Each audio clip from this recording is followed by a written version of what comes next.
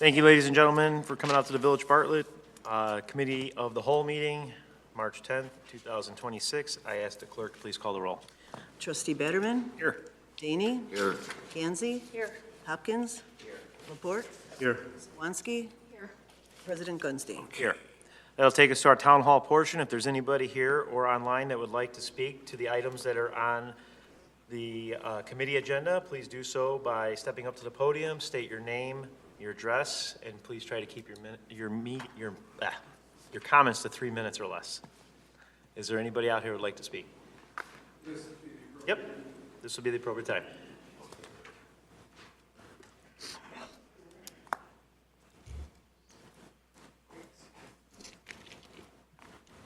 Good evening, and thank you for the opportunity to speak. On behalf of Bartlett Little League, I want to express our appreciation for the village's consideration of covering the grass cutting at Koehler and Ruzicka parks.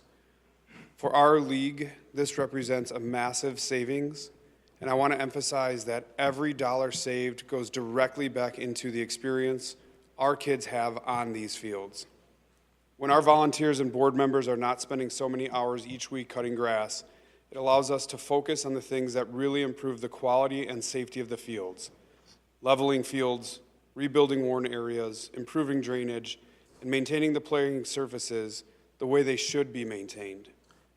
This improvement doesn't just benefit our league. They improve village-owned property and ensure these parks remain something the community can be proud of.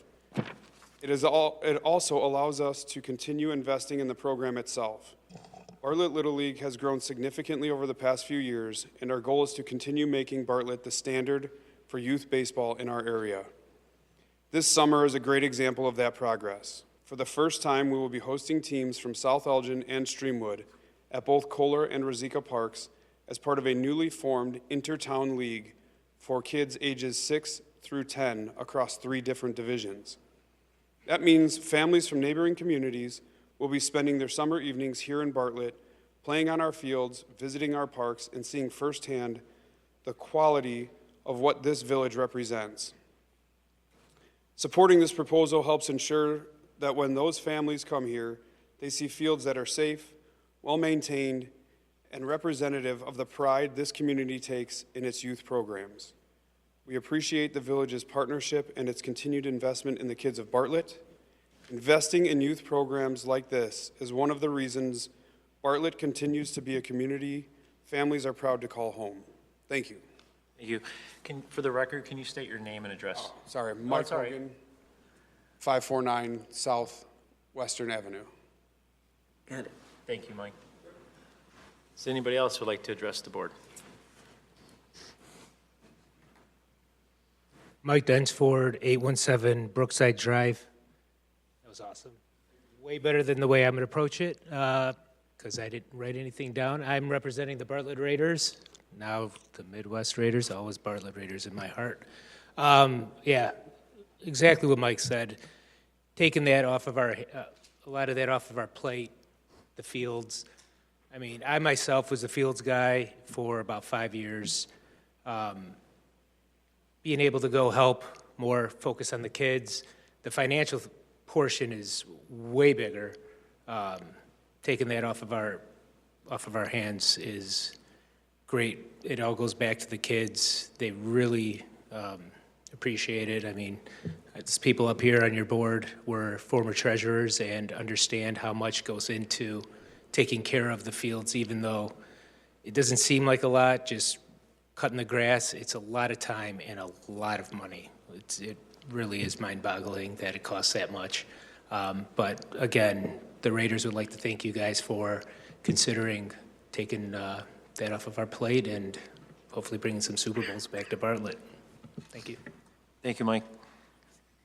Mike Densford. All right, is anybody else here that would like to speak to anything on the committee agenda? All right, that'll close the town hall portion of the meeting. It'll take us to standing committee reports. Public Works and Golf Committee Chairman DEYNE. Thank you very much, Mr. President. Just to give you a little background here before Dan starts. When village staff met with baseball, Little League, and Raiders football in January, One of the areas of contention was landscape maintenance. Each group shares responsibility for maintenance during their playing season. During our discussions, we mentioned that we were going out to bid for our miscellaneous landscape areas and could get pricing for both parks as well. So staff sent out a notice to bidders in Daily Herald on February 12th with bids to be returned by February 26th at 10 a.m. 11 bids were returned, 10 of which were qualified.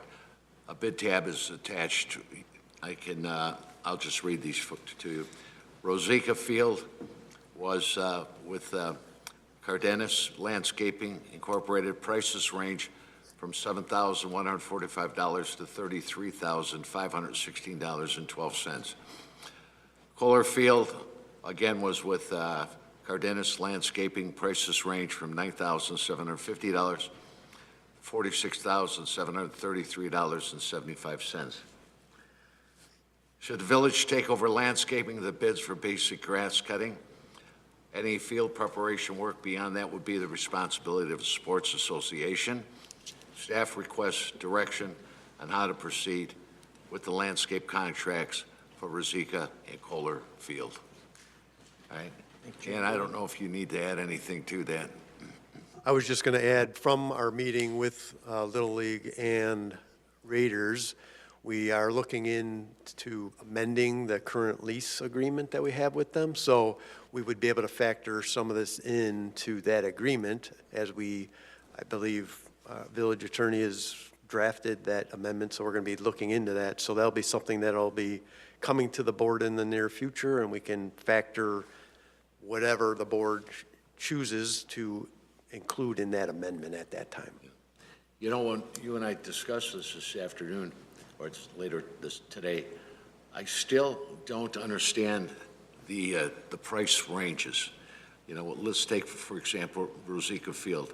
We start with $7,145 and can go up to $33,516.12? No, that's the bid. So the highest bid was $33,000, the lowest bid was $7,000. Okay. I would throw out that one because the one was just really high on everything, much higher than everybody else. We did have proposals that were near the low bid, so I feel we have good numbers. They're familiar with the area. They've been doing landscape maintenance for the village for several years now, so they're familiar with what we're looking for, and I'm confident that they'll be able to do a good job. So then the bid amount is that budget impact up on our screens, the top left-hand corner, $16,895, correct? Both. For both. Okay, thank you. What is the date, or what is the length of the contract, and what are the dates the service is provided? So it'll be the growing season. The date, it's a one-year contract with renewable options. So all of the contracts that were approved in the board meeting, and including if this were, if we were to approve these, each year we get to review it, and if we have issues, then we wouldn't renew. If we have good, if they're doing good service for us, then we would look to bring it back to the board for approval for the next year.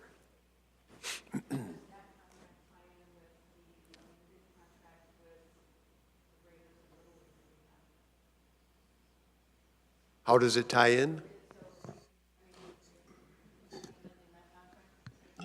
We're amending it, so the question is the village going to pay for the landscaping? Is there a cost share between village, Little League, and Raiders, or is the total bill, right now, the responsibility per the agreement is Little League and Raiders are to maintain the grounds?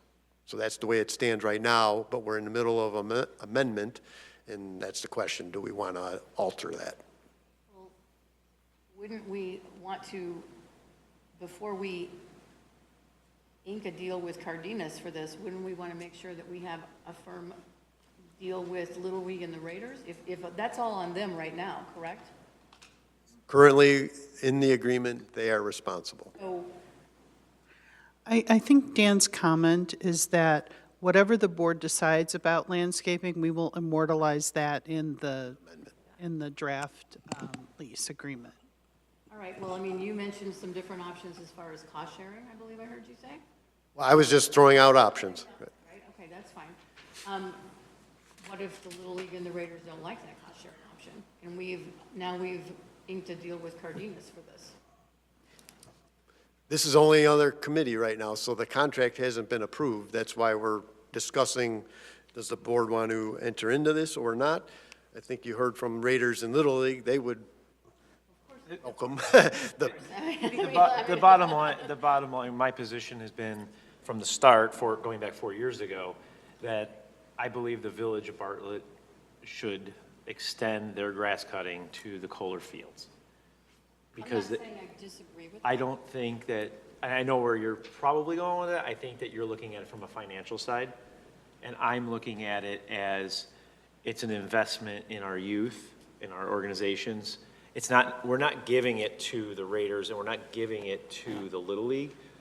We're just taking it on as a village to make sure it's done properly, because I can assure you, they do not have the resources to continue to do what they're doing and still be able to charge a nominal amount for baseball or sports and maintain the fields where we're not getting phone calls of trees growing through fences and stuff like that. So I think this is an option. I looked at it and I told Paula, I looked at this like, almost like a civic funding type of option. I'm not disagreeing with that. What I'm curious about is why the amended lease with Raiders, I think that should have happened before this happens. I think the amended lease, there's some verbiage in there. It's more than just landscaping that we're amending. It's use of practice fields separate. So they have a joint lease together for Ruzicka and for Ruzicka. We are amending that based off of a meeting that we had to keep baseball in one area, football in the other area. They're taking on, they're still going to be doing all their field maintenance and chalking and that kind of stuff. But this allows us to make sure that everything is cut 100% all the time. So by doing this, we're pretty much saying that when we amend this lease agreement, this is going to be in it, the way it is. The village takes care of this. If we approve this at our next board meeting, then that would be where I believe Kurt would step in. And We'd incorporate that into the overall lease amendment. now the lease agreement is only 2-3 years left on it? Yeah, to 2029. 2029. So we, instead of extending it, we opted for a modification. Is that correct? 2029, end of 29? So. We're in the process of amending it after meeting with both organizations. Kurt's working on a draft amendment to revise the lease agreement.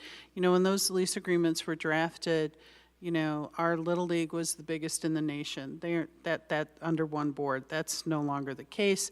So a lot of things have changed, both for the dynamics of those organizations and what their capacity is, and solving some of the issues that, you know, they've been experiencing just in the change in their operations, reflecting new names.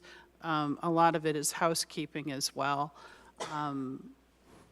The portion about the landscaping, right now it's divided between the two of them. It is certainly one of the things that we can amend if we so choose to make this change. Really, I think Dan's point is whatever the village decides to do in terms of taking the responsibility for landscaping, which is not included at all in the lease, that we would make that clear. I definitely agree with Mayor Gunstein. I think that the village should pay for the landscaping for Ruzicka and Koehler, definitely for this upcoming season or this year. And then I'm taking it that in the lease, it's going to have all sorts of other things, and as long as they pay their water bills, they're good stewards of the land, we'll continue to do it. I think they are, for the most part, good stewards of the land over there, so I'm in agreement. I also want to point out, because both organizations are here, we're paying to cut the grass on the schedule of the grass cutting company's time. They're not on call if they're having a sporting event that, hey, the grass is not cut yet. So they still will have to endure some sort of maintenance across those fields to make sure that those are playable. If we get torrential rains on a Monday and the grass is sprouted 3 inches or 4 inches, they're gonna have to do that. And the grass cutting company, whoever we end up choosing for this, will have to know that, you know, they're not on call. So I just want to make that clear, that this is to knock down a lot of the times where sometimes you have to cut 3-4 times a week. This does not eliminate that. You still have that, you're still going to have to cut sometimes. But I think this takes a big burden off of the sports organizations. Oh, absolutely. And it's not necessarily, I say it's our property that we're leasing, and, you know, I think this helps them tremendously, so. And it helps, what, the 400 or 500 families that are a part of these organizations? Yeah, the burden also is really helps on on the the off- volunteers, so it's important to get that onto the village, I think. No, I agree with what's been said, and we don't need conflict between Little League and the Raiders at all. And if this helps, maybe it's a step in the right direction. That's what I would say. It is public And for- property. And let me finish. And for all of the kids that are participating in these sports, this benefits them. But we sure don't need any conflict before you guys. And if we can help you out, I believe that's the right direction to go in. So I agree. I'm sorry, go ahead. I was just going to say, it's also like public property, and I know my son has tried to play there, and if it's not the time when they're cutting, that it's, there's like, the grass is growing pretty tall or the weeds are growing, so it'll just be nice to have. My only question is, so that's for the year, when does that start? Like, when do they help maintain? Would be April through November. April through November? Okay, thanks. So I also want to point out that both organizations currently, as it stands right now, are encompassing about 800 families. And I would say between the two organizations, 75 to 85% of those families are within our village. So, and it starts as low as pre-K, 4-year-olds, so they're going to be there for a long time. So I believe it's an investment in our youth. It's a small investment in our youth in comparison to like school districts and stuff like that, but I think this is something that I have asked about for multiple years. How we structure the contract going forward, I think that's a conversation we can have as a board and say, okay, is this 1 year? Do we structure the contract so there's recuperation? Those are things that we'll definitely discuss. This is not in perpetuity. This is 1 year, right? Well, we should see how it goes for the first year. Also, is all the verbiage that you mentioned going to be in the contract with the amendment? All the verbiage that was discussed in our joint meeting is being amended. Yeah. So they can't throw their lawnmower away yet, because they'll have to cut grass once in a while. So everything will be amended, yeah. So, Okay. If we have nothing else, we'll move it on. any other questions on that? We'll move it on to the board meeting then. Thank you, gentlemen, for being here, and good luck. Building and Zoning Committee Chairman Hopkins. Thank you, President Gunstein. We have one item on our agenda, that's item 2025-13, Bartlett Meadow.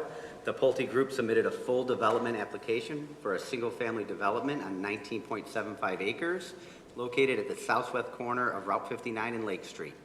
The subdivision PUD plat identifies 28 single-family lots. The floor plans would range in size from 2,300 to 3,826 square feet with 3 to 6 bedrooms. The development of the 19.75 acre property is subject to a consent decree entered in 1997. The Planning and Zoning Commission conducted a public hearing at their March 5th, 2026 meeting. The Planning and Zoning Commission recommended approval of the petitioner's request. With that, would Ms. Stone like to add anything? I think you pretty much covered it. We did have 3 residents that came to the meeting, voiced some concerns about the turning on from the frontage drive onto Lake Street. But pretty much, it was very positive feedback overall. And staff, you don't have any concerns? No, I mean, this is subject to the consent decree. We did talk to Public Works about the frontage road. They were going to look at the condition of it. So. Any questions from the committee? Are there any, like, walking bike paths that connect anywhere here to where it's going to go underneath 59? Not for this project. This is just sidewalks connecting into the Eagles Ridge subdivision. Okay. Is this the one that they have street parking or no? This is not that one. Like That one's on Naperville Road. This is the off-ramp of 59 and Route 20. However, the bike path plan with the crossing gates at Naperville Road will eventually tie the subdivisions together at some point. Eventually, but this is on the east side. This is more along 59 north of the Got railroad it. tracks. So it's just, yeah, I could see it, it's like tucked back in there. Was there any changes to the application coming out of planning and zoning? No. Okay. One thing I'm not jumping up and down about is all the setback reductions, but I think with all the green area around there, I think you mentioned that in our committee meeting last time. I mean, I'm comfortable with it, but I typically don't like to see a rear yard of 25 feet. No, I wouldn't prefer that, but anyway, any other questions? So to add to that, there are only 2 lots that back up to another lot. All the other 26 lots all back up to open space. The entire site is 58% open space. That's great. That's great. All right, we'll send this on to the village board for a final vote. That's all we have under building and zoning tonight. Thank you, Chairman Hopkins. Finance Committee, Chairman Laporte. Thank you, Mr. President. Tonight we'll continue reviewing the proposed operating budget for 2026, 2027. I'll hand that over to staff.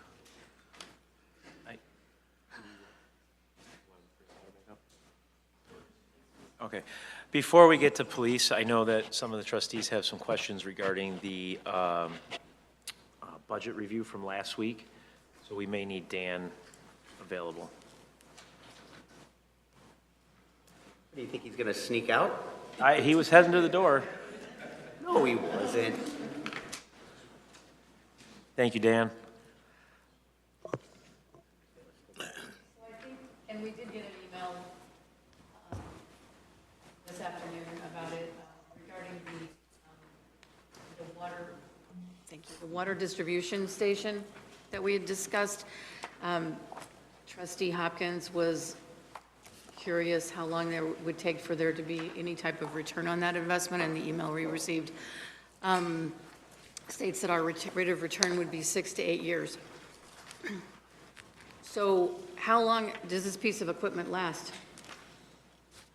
I don't know that for sure, but it's going to be much longer. I would assume it's going to be much longer than the 6 to 8 years. Looking at it, there's a couple of different things that this piece would help out with. It helps out with a more mainstream process for these water tank contractors to fill up. It also helps with water flow at the west side of town at Southwind. So we thought it would be kind of a 2-part benefit.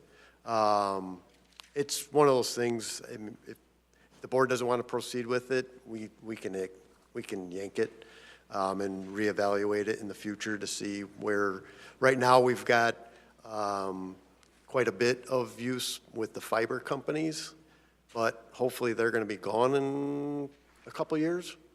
And then, I don't know, we have like one main Alaho pool water is one of the main ones, but then we get these miscellaneous ones. So if we wanted to postpone this for right now, that would be perfectly fine. So currently the process is a truck pulls up. I think you mentioned last time they snap a picture of the meter, they turn it on, they fill it up. Do we have an employee on site? So what they do is, at our Public Works facility, once we have an account set up with them, we start to know them, because it's usually the same crews. They come in, they fill up, they take photos or meter readings from the hydrant meter, then they stop at our front desk and check in with our front desk and say who they're with, which company they're, whether it's MetroNet or whoever it's with, so we can get the invoicing correct, and then they're off. It's just right now, we've had, there's a lot of in and outs of those vehicles, and it just gets a little congested, but that's going to die down. And it's going to get busy over the next year, year and a half, like I said, with the fiber companies, but I don't see that continuing once those fiber companies are gone. Will this help with accounting and like phone calls and staff time? Yeah, that's where we saw the most benefit, because it kind of takes us, they wouldn't have to check in at a front desk. Yeah. It would be, once they have the account, whether it's a card that we issue or whether it's a credit card, it's like you're going to a gas pump at that point. So it would take that out from the equation. We would know that the readings are accurate, because it would, attach, from the meter stop. We know how much they took, and it would be billed at that point. So it does mainstream that whole process, where right now it's kind of clunky as far as, okay, you're trusting that they're reading, and because we don't have someone that's running out to the meter to that whole thing. We have an idea how big of a tanker they have, and it's pretty consistent how much water they're taking, so that's less of a worry. But it's just, stopping in to say, hey, I'm here getting a load of water, gets to be a nuisance, but we deal with it. Incidents where you feel that there's been any abuse of the current system? Not that we're aware of. We're not watching, we have cameras and stuff like that. We're not watching every vehicle that's coming and going.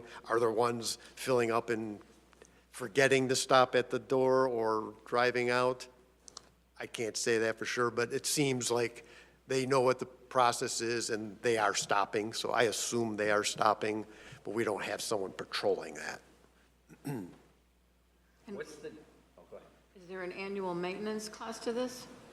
Oh, I'm sure there will be. There'll be a backflow device, I'm sure, that type of stuff. But again, it's valves and a meter that's contained in a system. So there'll probably be whatever, I'm not familiar with the actual finance part of it. We'd have to learn more about that, but there's probably an annual fee associated with that. But that seems to be minimal as far as the whole part of it, so. Do other communities offer this same? That's where we got the idea from. I forget, Blake's not here, but he had gotten the idea from another community. That's why we started looking into it. It was like, hey, that's a great idea. So that's where we learned it from and kind of went from there. Maybe find out how many other communities are using this? Other than, if it's just one, it's just one. But like, to your point, if once the fiber optic companies are gone in a couple of years, then perhaps we have a piece of equipment that we've invested in that may or may not be going obsolete in the future, because we don't know. And Now, we've always had, even because the fibers just started this past, say, fall. right? Have seen an uptick. We've always have, like I said, Alaho is probably our biggest user. They're doing, I forget what the number was, but 200,000 plus gallons a year, where some of the other ones are like one time, they've got a project in town, they get water for maybe the season, and then they're off to another town. So that's where we don't have a great idea of long-term. It seems like we're always going to have a steady, because like we looked over past years, we always have had a steady of groups, but it's not all the same people. It varies from year to year as far as which contractors or which companies are coming to get the water, other than Aloha. Is the water rate going to be adjusted according to what our new water rates are going to be? Oh, yes, of course, yep. They pay the same as the residents? Oh, they pay, because they're out-of-towners, they will pay 2 times the rate. We're trying to work that out. With this new system, whatever the fee is, we would factor that in to try to cover the expenses for whatever, if there's an annual fee. So there'll be an admin portion, like a monthly admin portion that we would charge, and then the water rate on top of that, based on gallons taken. is kind of the way we're looking to pay for it, but that would all be worked out. I mean, I think I'm okay with it, just from a standpoint of easing employees and taking phone calls and people going up. And the billing system looks like it could be kind of a headache. So I think if it helps with that, I think I'm for it. And if it eases congestion, maybe we'll get more people through there and they'll be like, oh, we're not going to go to Hanover Park, we'll just go to Bartlett. So currently, per your email that was sent out, that the $8,000 to $10,000 a year water sales for tankers or directional bores, is that in addition to what we already sell? That is we took like the last 3 years' averages. Okay. That's about the average. If we're charging, that's double rate. If we were to charge a double rate for those people that are. $10,000 a year is what you're anticipating selling in water outside of our residents and our businesses, correct? Well, it was based on the past 3 years, so the next 2 years, I expect it to be higher only because of the fiber, but then we see it going back down to that average afterwards. So that's why I used the average, not the next 2 years of, say, fiber work. It would be paid for in based on averages, paid for. On average, so it would, right, chances are I get paid earlier because we're gonna see an uptick with all the fiber, but I don't know how much water that's Pay gonna for be. the water, though. Yep, So it's not 10,000 in profit, I'm just. No. You have to pay for the water, Right. whatever DuPage, and they keep increasing it on us, so that's gonna continue to grow, so. well, and we would adjust, whenever the board raises rates, the rates for this machine would adjust accordingly too. We're not gonna, it would always adjust based on whatever the current rate is moving forward. So, since they were asking questions, I do have a question. What was the significance of bringing it to Koehler other than the water tower getting usage out there? Because I think that's a lot. If you're saying this is gonna be a lot of traffic, I think now you're looking at a lot of these directional boring trucks. They're gonna have mud all over them. We're gonna have to focus on making sure those streets are swept continually. And if you have a problem with this unit or you have a resident complaint, now you're gonna have to go from Bittersweet all the way to Koehler. I'm just trying to figure out what was the justification of moving it out there other than the water, or if that was the only reason. That's the main, there's we're proposing at the driveway of the tower, so it's pretty remote. It's all paved, so they should be able to get in and out without tracking mud. I will say that they haven't been too bad so far with, like, down at our shop. But it really is, the main reason we looked at is the turnover at that water tower. Sometimes we run into issues where the chlorine residual isn't maintained, so we need to cycle more water through it. This would help with that. Otherwise, we're going to have to start looking at doing a chlorine boost out there. So this was one way to try to avoid doing the chlorine boost by trying to cycle more water through the tower. So that's what we're trying to accomplish by having it out there. Now I understand. And that water tower will get significantly more use, correct, when the one in downtown goes away? Is that the plan? Well, it pretty much supplies the high-pressure side, so from that tower, it pretty much goes to like the Villa Olivia Tower, which is our high-pressure side. So it's currently functioning, we've got good flow going through it. It's just, for whatever reason, it's not turning over as much as we'd like it to, so this just would help with that. I know that construction companies use this a lot outside of Bartlett. Our neighboring communities, can we make sure they're aware that we have this option for the ease of it if we do approve this, so that we maybe we can encourage contractors to come into town to fill up there then? So, Yeah. any other questions on that? Get a sponsor to sponsor the tank, put their logo on there. Yeah. Work for the United Center. All right. Any other questions? Any other questions for water, streets, or sewer? I thought we were doing really good on time, but the clock stopped working. Yeah, can we put that in the budget, please, on the clock that works? Batteries are out of the budget. Any more questions for Can I sewer? can I get a little bit more information about the asset management system? For water? And I think it was going to be for sewer too, right? Right, next fiscal year, the main implementation is for water. That's a full implementation. We included funds in sewer to get it started for the next fiscal year. So it'd be like, right now, we're in the middle, we're getting trained next week, actually, on the street portion. So that one, we're going to go live in the next month or so. Water would start, we would start doing the implementation if it were to be approved come May, and then that will take most likely through summer and fall.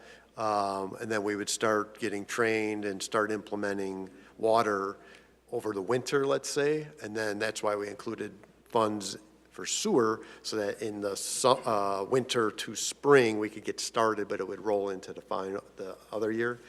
What the asset management does is it really will attach, right now we've got spreadsheets of like water main breaks, for instance, and that type of stuff, and then we've got maps. The asset management kind of takes the data and the maps, puts it using our GIS in this software, puts it all together, and then lets us analyze things. So one of the big benefits on the water side of things is we can take, it'll have age of water main, it will have where the water main breaks are located, and then we can analyze, and then I think the board asked, like when we start looking at water main replacements, give us the next 5 years of where we're looking to do those water mains.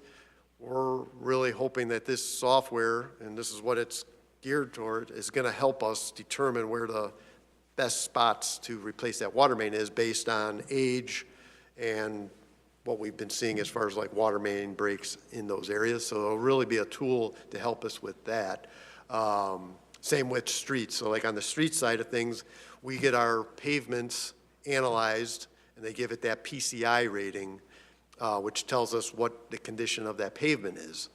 Now we'll take that information along with our maps, and we'll be able to, right now it's all static. We talk to GIS, we say, here's the data that they went and analyzed the roads.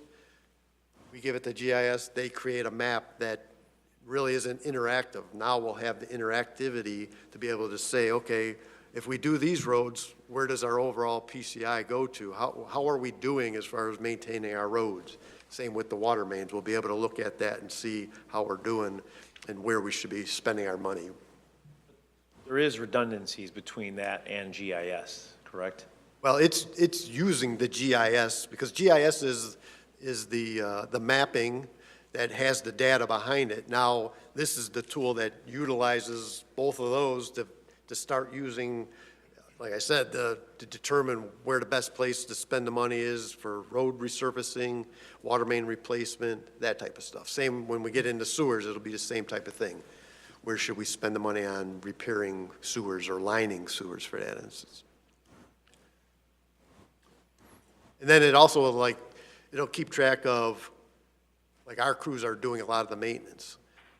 We'll be able to put in the time they spend and what costs, materials and that type, and we'll start to see how much money we're spending on water mains and sewer repairs and that stuff that we do in-house. So it'll kind of give us an analysis for that stuff as well. And how much is this system? I believe the water was 65,000. That's the initial setup and all that stuff. Sewers will be likely similar. When it's all said and done, if we were to move forward with all three, streets, water, and sewer, then you're looking, then it comes down on the annual maintenance or whatever, the software fees. Then it comes down. Tyler, do you remember what the final number will be? Around 90, so about 30,000 per division, I guess you can call it. And do we know what the software fees are annually? That's the software fee. That's it. So it's 90,000 annually? Annually. And You've mentioned that a lot of other communities have used this, or Yes. now, when we put in the data, can other people access this? Like, can they sell this information, or is it ours? It's ours. It's ours. It'd be a matter of, like, it really gets down to what the board wants to do, but like if we come up with a water main map of like where the water main breaks are and where we're looking to replace, do we want to share that with, on our website, for instance, or road condition stuff? That's what like other communities are doing that you can look at doing. That's where it could go if you want to share that information. So. This is just a one-year contract? I mean, we can, if we like, 2 years down the road, we're like, you know what, this just is not worth it, it's not for our community, we can, I believe it's an annual, so like, if we don't renew the 30,000 for water, for instance, and say we don't want to do that anymore, yeah, we would cancel it at that point. So then we need to put in the notes to review annually Effectiveness of the it? effectiveness of it. And if it saved us any money, or if it's done what it said it's supposed to do. It's an annual fee, correct? I mean, so eventually all three departments are going to split that fee? Right. It's roughly 30,000 per division, streets, water, and sewer. Okay. All right. I mean, I'm intrigued by it, I think it could be extremely useful. I think it's going to be great as far as putting all that information together and being able to actually work with it on the planning side of things. Right now, we don't have that, so it'll be interesting. Put all the data in. Who's going to load all the data? You? Yeah, we do. That's what's taken so long with like the streets. We're getting all the street, tree information, road information, all that stuff. That's what takes so long, is dumping all the data that we have along with the maps, and then they're connecting it all up. My friend's at the mayor's office. Right on it. Anybody have any further questions? Sewer, water, streets? All right. With the bulk water, instead of, maybe we could look at the rate we charge and see if it's, because Dan brought up a good point, the 10 grand, you know, over 6 years, would pay for itself in 6 years, that's not really accurate if we're paying for the water.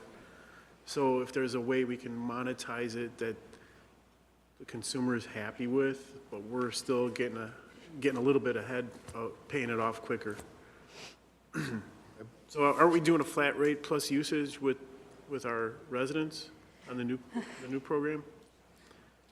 We have a base, there's a base fee and then consumption. And then like on the residential side, if you're a large consumer, if you water your Right, grass, the more they then use the rate rates, goes up. So yeah, maybe do there's some something- of that in there. Maybe something along those lines for the bulk water. That's it. We'll make a note to review that next year prior to make sure it's effective and if it's doing what we're hoping it does. All right, does anybody have any other questions for Public Works, Streets, or Sewer? If not, I would turn it back over to staff to go to the next budget review, which I believe is the Police Department.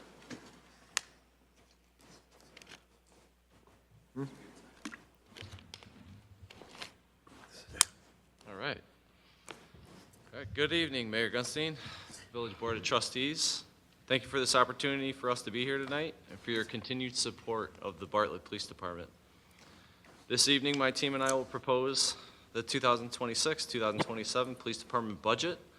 We'll also review what your investment has produced over the past year, how this budget aligns with the village's strategic plan, and why the personnel and capital requests before you are necessary, responsible, and data-driven. If you're following along on a hard copy or if you're following along on PDF electronically, it's going to be page 2 on the hard copy and page 230 for department highlights. So before discussing the budget itself, I do want to begin with some of the outcomes over the past year. The Bartlett Police Department has continued to deliver high-quality service while adapting to increased service demands, emerging risks, and new regulatory requirements. We've done so thoughtfully and efficiently, always mindful of our responsibility to be good stewards of public resources. One example is our cybersecurity preparedness tabletop exercise. This was a full-scale ransomware simulation conducted entirely in-house in collaboration with the village's IT department. This exercise was conducted at zero cost to the village. The exercise tested decision-making, interdepartmental coordination, and cyber awareness. It was recognized by IRMA as a best practice model, and we are invited to present to other municipalities, which is an acknowledgement of Bartlett's leadership in preparedness. We've also focused heavily on offsetting costs through grants. Over the past year, we received over $13,000 in IRMA reimbursements for cybersecurity improvements, traffic vests, AEDs, fitness equipment, and medical response bags. In addition, state and federal grants, including IDOT step funding and bulletproof vest reimbursements, totaled more than $75,000. Our school resource officer program expanded to a full-time assignment at Hawk Hollow Middle School. These officers focus on relationship building, prevention, and safety while remaining highly cost-effective, as approximately 80% of their salary is paid for by School District U46. Our technology investments continue to produce measurable results. The Flock license plate reader system has directly contributed to solving serious crimes, including a home invasion and kidnapping investigation, a road rage incident involving a firearm, and a shooting into a residence. And since implementation of DACRA, this application has improved citation accuracy, efficiency, and accountability. This system has supported over $198,000 in issued administrative tows, parking, and compliance citations. Overall, DACRA has streamlined our enforcement, reduced errors, and strengthened revenue tracking across village departments and jurisdictions. Furthermore, our drone program has expanded significantly as well. Over the past year, drone deployments increased by more than 400%, supporting missing juvenile searches, partner agency operations, and large community events. These deployments enhance safety while often reducing the need for more resource-intensive options. In October, the Village Board adopted a new commercial vehicle ordinance to address ongoing safety and quality of life concerns related to commercial vehicles traveling on unauthorized routes throughout the village. This ordinance strengthened enforcement authority for unauthorized or prohibited truck routes, overweight vehicles, and equipment violations, with the goal of improving roadway safety, protecting our infrastructure, and enhancing traffic compliance. Since implementation, the police department has conducted targeted commercial vehicle enforcement, resulting in 147 enforcement actions, including 130 citations and 17 warnings. Most notably, 96 citations were issued for trucks operating on restricted streets, directly addressing residential complaints. Officers also identified numerous significantly overweight vehicles, including several exceeding 5,000 pounds over the legal limit, which pose heightened risks to roadway integrity and public safety. These enforcement efforts resulted in nearly $40,000 in assessed fines and more than $22,000 in net revenue, while serving as a strong deterrent to non-compliant commercial traffic. Our community engagement remains central to our mission. Events like the 4th of July Festival, National Night Out, Citizens Police Academy, and charitable events such as the Polar Plunge and the Law Enforcement Torch Run continue to strengthen trust. Our department earned 3rd place nationally for National Night Out among communities of similar size. And I'm going to go on record and just say we're coming for 1st place this year, so everybody be prepared. Our officers also demonstrated excellence in critical incidents, successfully de-escalating serious mental health crises and performing life-saving CPR and AED interventions that resulted in survival and recovery. Finally, I want to recognize our people. Court Liaison and Property Control Officer Mark Doyle was named Civilian Employee of the Year. Officer Caitlin Hines was awarded the Spirit Award, and Officer Jason Amor was selected as Police Officer of the Year for his leadership and commitment to developing others. Does anybody have questions about highlights from last year? Moving on to activity measures, that'll be on page 16 of your hard copy and 244 electronically. Compared to the prior fiscal year, overall police activity reflects continued growth in service demand and proactive enforcement. Calls for service and self-initiated activity increased from 46,386 to over 50,000, an increase of approximately 8%, and are projected to remain elevated for 26-27, which we are estimating at 48,000. Traffic contacts increased from 10,050 to 12,044, representing nearly a 20% increase year over year, driven by targeted traffic safety initiatives and commercial vehicle enforcement. Incident reports also increased from 4,538 to 5,316, reflecting higher call volume and reporting requirements, while arrests rose from 452 to 500. Our training hours increased from 13,208 to 14,180, underscoring our department's emphasis on preparedness, mandated training, and professional development. Our community engagement events also increased from 388 to 496, demonstrating expanding outreach and prevention efforts. Our FOIA requests rose from 758 to 996, highlighting growing public expectations for transparency and administrative workload. Our reported Part 1 and Part 2 crimes are projected to remain relatively stable. This overall data shows an increased operational activity, proactive enforcement, and administrative demands compared to the previous year, which is reinforcing our need for sustained staffing and resource support. I have some questions Yes, here ma'am. then. Could you define Part 1 and Part 2 arrests and Part 1 and Part 2 crimes? Yeah, so Part 1 crimes and Part 1 arrests are the more severe crimes. So your homicides, your robberies, your burglaries. Part 2 crimes and arrests are your assaults, your battery, drug offenses, Okay. and your lesser crimes. And the traffic contacts, which since 2020 to 2021 have almost doubled, is that because we're being more proactive with when you say traffic contact, is that like speeding? Is that running a light? Is that seeing somebody, Any probable Crossing cause the that would center line? initiate a traffic stop is a traffic contact. okay, so do we just literally have double the people doing things like that? Or are we just being more proactive about? I think it's a combination of both. For the first time in a long time, we have increased our staffing levels. We have increased our minimum staffing levels on our shifts, and we are making it more an expectation for more proactive activity.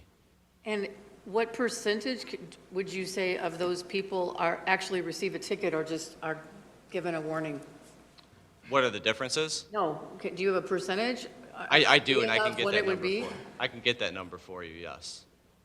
We do track that.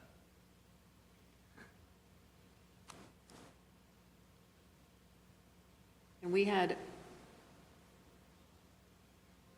108 more community events than we did last year?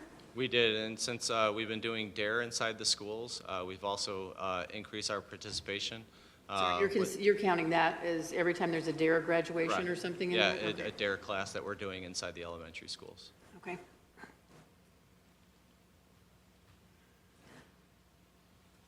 We're continuing DARE. It's an offshoot. It's not exactly the DARE curriculum. We've had to hash it down because of the time constraints that U46 has put on us. But it's a variation of a DARE program. So it's better decision making geared towards elementary age kids. Okay. Thank you. Thank you. Moving on to our strategic plan alignment, which is on page 3 of the hard copy and 31 on a PDF electronic copy. Our proposed budget aligns directly with the village's strategic plan, particularly in the pillars of quality of life and workforce. From a quality of life perspective, our focus remains on safety, transparency, and trust. Over the past year, we expanded safety education, neighborhood engagement, and outreach to vulnerable populations. Looking ahead, we plan to implement active threat preparedness training for residents and businesses, as well as senior safety and outreach program focused on fraud prevention and resource connection. We also rely on data-driven traffic enforcement and roadway safety initiatives to reduce speeding and improve compliance efforts that directly affect livability in our neighborhoods. From a workforce perspective, preparedness and resilience are essential. Our goals include strengthening specialty assignments, improving hiring and promotional processes, and building capacity to meet growing service demands. This includes an emphasis on training, officer wellness, and organizational resilience. Any questions? Moving into our public safety expenditures overview, which is going to be found on page 27 and 28 on a hard copy and 255 electronically. Our proposed police department budget reflects responsible stewardship of village resources while ensuring the department can continue to meet increasing service demands, contractual obligations, and public safety expectations. The total police department budget request is $20,098,187, representing an 8% increase over the prior year. The primary drivers of this increase are personnel-related contractual costs, pension obligations, and essential operating capital needs. In regards to personnel, our services remain the largest component of the police department's budget, totaling $13,110,038, an increase of 9% over the prior year. Our regular salaries increased 11% due to contractual wage increases and staffing adjustments necessary to maintain service levels. Our overtime salaries remain flat at $550,000, reflecting continued efforts to control overtime through staffing management and deployment strategies. And our crossing guard salaries increased by 40%, which was driven by a policy change, increasing paid shifts from a half hour to a full hour to ensure coverage reliability, fair compensation, and enhanced recruitment opportunities.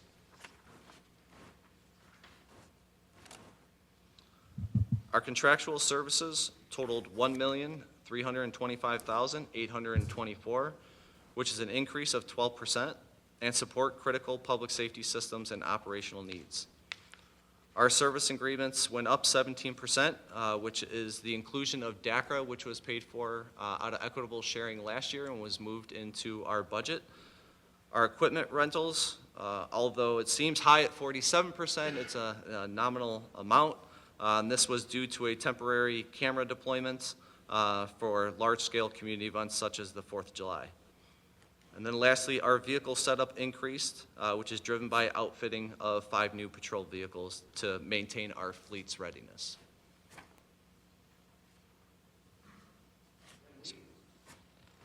Refit new police vehicles, what do we do with all that old equipment? Does it get scrapped? Does it get reused? What happens to it? Do you want to use this one or that one? Doesn't matter. Yeah, all the used equipment will go before the board and it'll get approved for auction. Even like the light bars and all that stuff that's auctioned off? It's a government purchase. We cannot just get rid of it. It has to go through the proper process. We'll either bring it to the board for approval for destruction if it's unserviceable or for auction.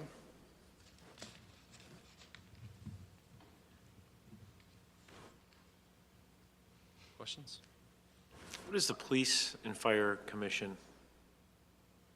Oh, you're moving to other charges? Yeah, do you want to touch that? Yeah. Police and Fire Commission, so the reason for the first time in a long time, we will probably have to test one time for this year based on our current staffing levels. In the previous years, we've had to test 3 or more times to get through enough candidates for our police academies. And then also every 3 years, we do a promotional process for sergeant. So every 3 years that comes along, and that will be a part of the Police and Fire Commission costs as well, doing a promotional process for sergeants. Thank you. Do we need 15 more flock cameras? Doesn't what we have kind of cover all the bases? So I'm moving on to capital outlay. Right. We are requesting 5 more flock cameras, Right. not 15. But I can jump into that if you guys are ready for that. That was my next portion. Keep going with what you were doing. Yeah, okay. All right, so moving on to capital outlay and equitable sharing, which is on page 18 and 19, and then 246, 247 electronically.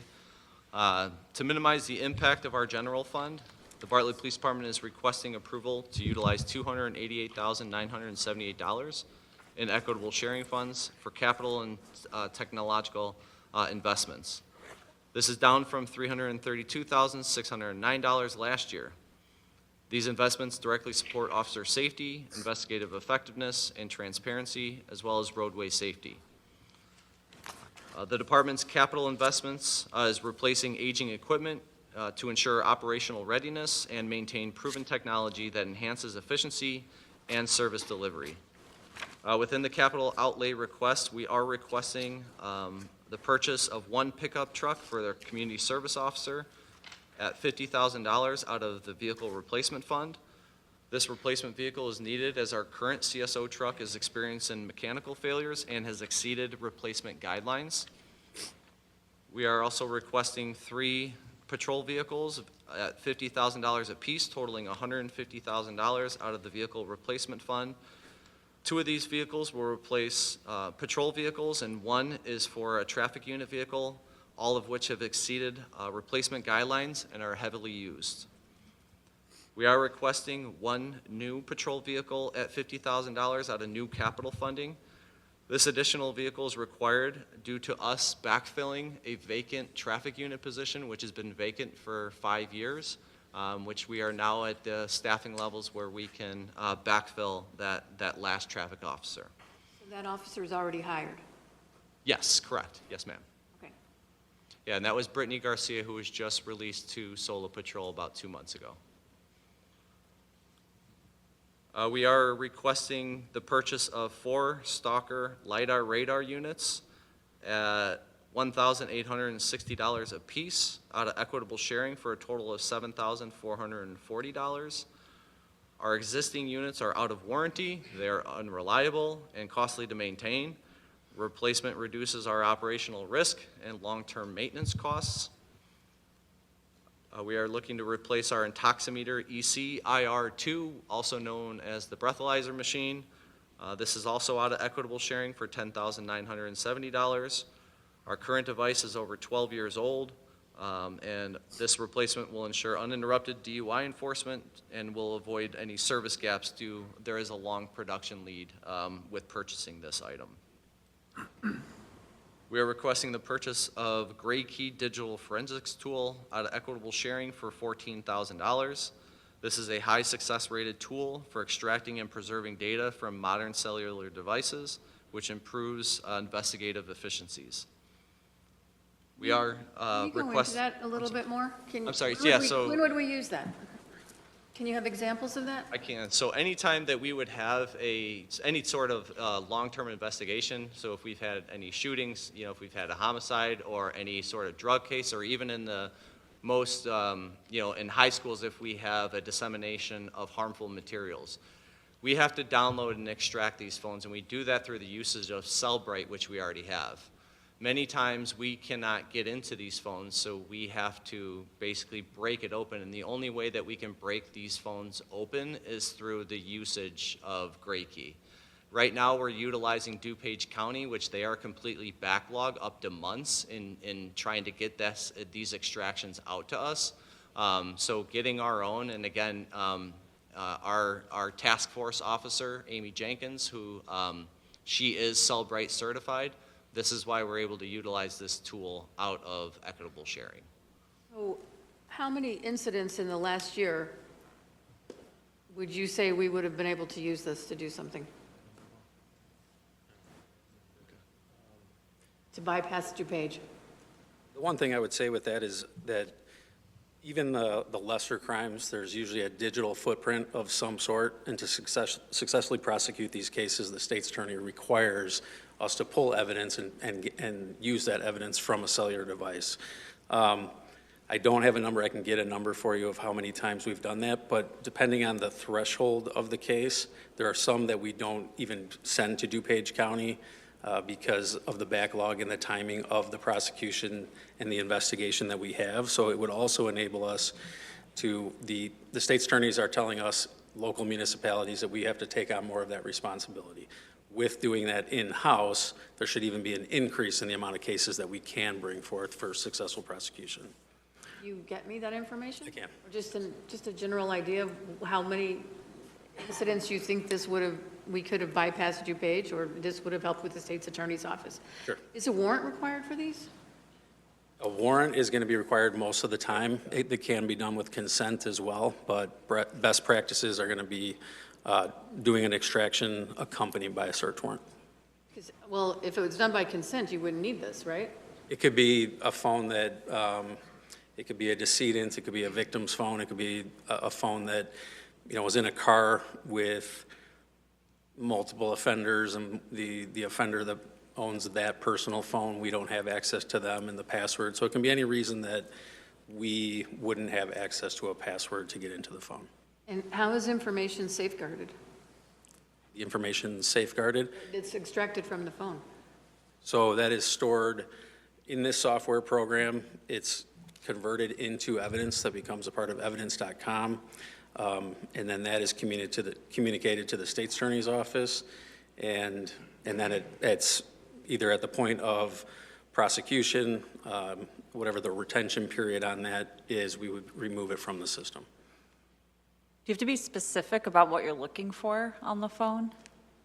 Yes, you do. So whatever the particular crime is, there's going to be an element to the offense of that crime. And if we believe that we have probable cause to believe that the evidence of that crime is going to be located on a cellular device, that's where a state's attorney and a judge would approve that search of the device. And that's the most important thing, is we can't just go breaking into phones. We need a search warrant or consent to even be able to extract this information out of. You can only, to your point, search for certain things on the phone. What's incorporated within the search warrant? Within the yes. search warrant? Yes, correct. Okay. Okay, those are my questions, thank you. We are requesting, I'm sorry, yes, Is there sir. an annual cost to that? There is, yes, there is. It's all got to be stored in a cloud. I believe that is going to be the annual cost. It is the annual That is cost? the annual Yeah. cost, yes. And will that be covered through equitable Through sharing? equitable sharing throughout because of. Every year? Yes, Thank you. you're welcome. Moving on to flight, we are requesting 5 additional flock license plate readers at $3,500 apiece out of equitable sharing totaling $17,500 to expand coverage at key village entry and exit points to enhance investigations and roadway safety. So the number I got for 15, we have 15 currently, so we would be adding 5 more? Gotcha. Well, I was under the impression that the ones we had were already at the village entrance and exit points. So the additional 5 cameras would close the critical gaps that would cover the primary entry points and exit points of the village of Bartlett. So it's something we've been working towards as we've grown this program, and we feel that the additional 5 should be sufficient and provide sufficient coverage for the future. The ones we have are how old? 3, 4 years old now? No, maybe older. Correct. We do have 3, we've purchased at 3 different times. So the age of the cameras and equipment, Flock does replace those if they're, not functioning properly, if they're damaged. They own the equipment and the cameras themselves, so if there's anything that they're not functioning based on age, they will replace those. The ones that are the oldest, are they going to be aging out pretty soon, and we're going to be getting a request for replacements because they're obsolete? So it would be part of the service agreement. One thing we are looking at doing in the very near future, and if these additional cameras are approved, is to consolidate the open service agreements that we have. So for ease of management, for the opportunity to have all of the cameras under one contract. It's a similar model that a lot of agencies have had where, you know, they get their initial cameras, see how they work for their village, see how if they're having success, and then they've grown their programs, and that's something that Flock, you know, or agencies are requesting to consolidate the open agreements into one. And with that, then they would be responsible for any camera maintenance or anything that would be required over time. Those older ones, the $500 difference for the subscription? Correct, that is the difference. 7 are the older ones? Yeah, it was 7, the initial 7 were, that was 25 or 3,000. Yeah, 3,000 apiece. So we're essentially paying Flock to put their equipment in our town. So they'll maintain it. Correct. Make sure, so we don't have any maintenance costs on our end. No. So they come in and say, okay, these are your 5 locations, pay us $3,500 or $17,500, and we will maintain these in perpetuity? Correct. As long as we keep The life of the service. making the yearly contribution. Correct. Is this an estimated annual cost also, the 17.5, or is that just the cost? That is just the cost for these 5 estimated, but that would be the goal. If these 5 were approved, we would be bringing this to the board in the near future, exploring the language, exploring the agreement for the cameras that we initially had and the cameras that we would have to date. So the data that's, I'm assuming there's a camera at Lake and 59. And it's a major entrance point, right? Is every license plate captured on that goes through there? Every single one, right? Correct. Thank you. Every single license plate is captured there. And this is all stored on a cloud server, right? Some type of server somewhere? Because that's Correct. where the expense comes in, is storing all the data, just like with the body camera detail. There's 30 days worth of data that's stored.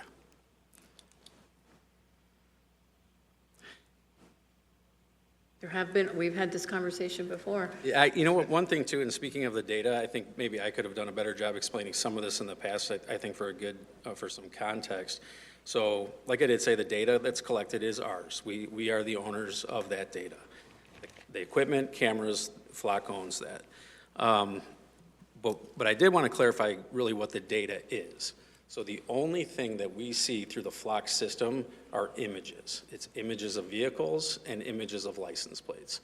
No personal identifying information. So if we look at a screen from Flock, it doesn't have names, it doesn't have registered owners or addresses, and I don't know that I've explained that thoroughly in the past. And so if there's a camera at an intersection and 1,000 cars go through that, there would be 1,000 pictures of the vehicle and the license plate. We would never see any of those images. They would be deleted after 30 days unless we have a legitimate law enforcement purpose to look at a specific vehicle. So if we had a vehicle that committed a burglary and was leaving an area and we were given that description of the vehicle or a license plate, we can, because that's a legitimate law enforcement purpose, we would take that license plate number and put that into a separate, unrelated to Flock, law enforcement database that's highly regulated and governed by the state of Illinois. That license plate we would put into a different program that would give us the driver information, maybe not even the driver information, but the registered owner of the vehicle and the name associated with that. And we would only be able to take that step if there was a legitimate crime. We use them for missing persons, endangered persons. So only if there's an official law enforcement purpose can we take that information. Otherwise, all those images that people are passing by the cameras on a daily basis, we don't ever see that. Even if we looked at the image, we wouldn't know who it belonged to, who was driving that vehicle. That's only a step we can take if a crime is being investigated. But if there's a legitimate crime that has been committed, and you have reason to believe that the person is exiting Bartlett through a certain area, but there's all sorts of other cars there, then you have to look at all the other license plates too, don't you? I mean, how are you going to know it's just, oh, it's this car right here, this is the one we want? Right. So it depends on what information we have initially. It does give us the ability to search by make, model, and color, and timing. So that can be something that, you know, a theft happens at the Jewel, and there was a blue minivan that was seen driving away after they committed the theft. We would be able to, we would have a search parameters that we could look at during that exact time, look for a blue minivan, and through that system, that would potentially give us 1, 2, 3, if there were that many blue minivans in that area at the time, and then it would give us those license plates that we could look at. And it's really similar to our traditional methods of investigation, where if we had that same incident prior to flock cameras, we would be going to the gas station, we would be going to the Jewel. If there were any residential houses in that area with cameras, we would be ringing doorbells and looking for Ring doorbells. And that is what takes an immense amount of time, coordinating, meeting with business owners, meeting with homeowners. And then once you get that data, we're able to review it. It may or may not be relevant or have any evidentiary value at that time.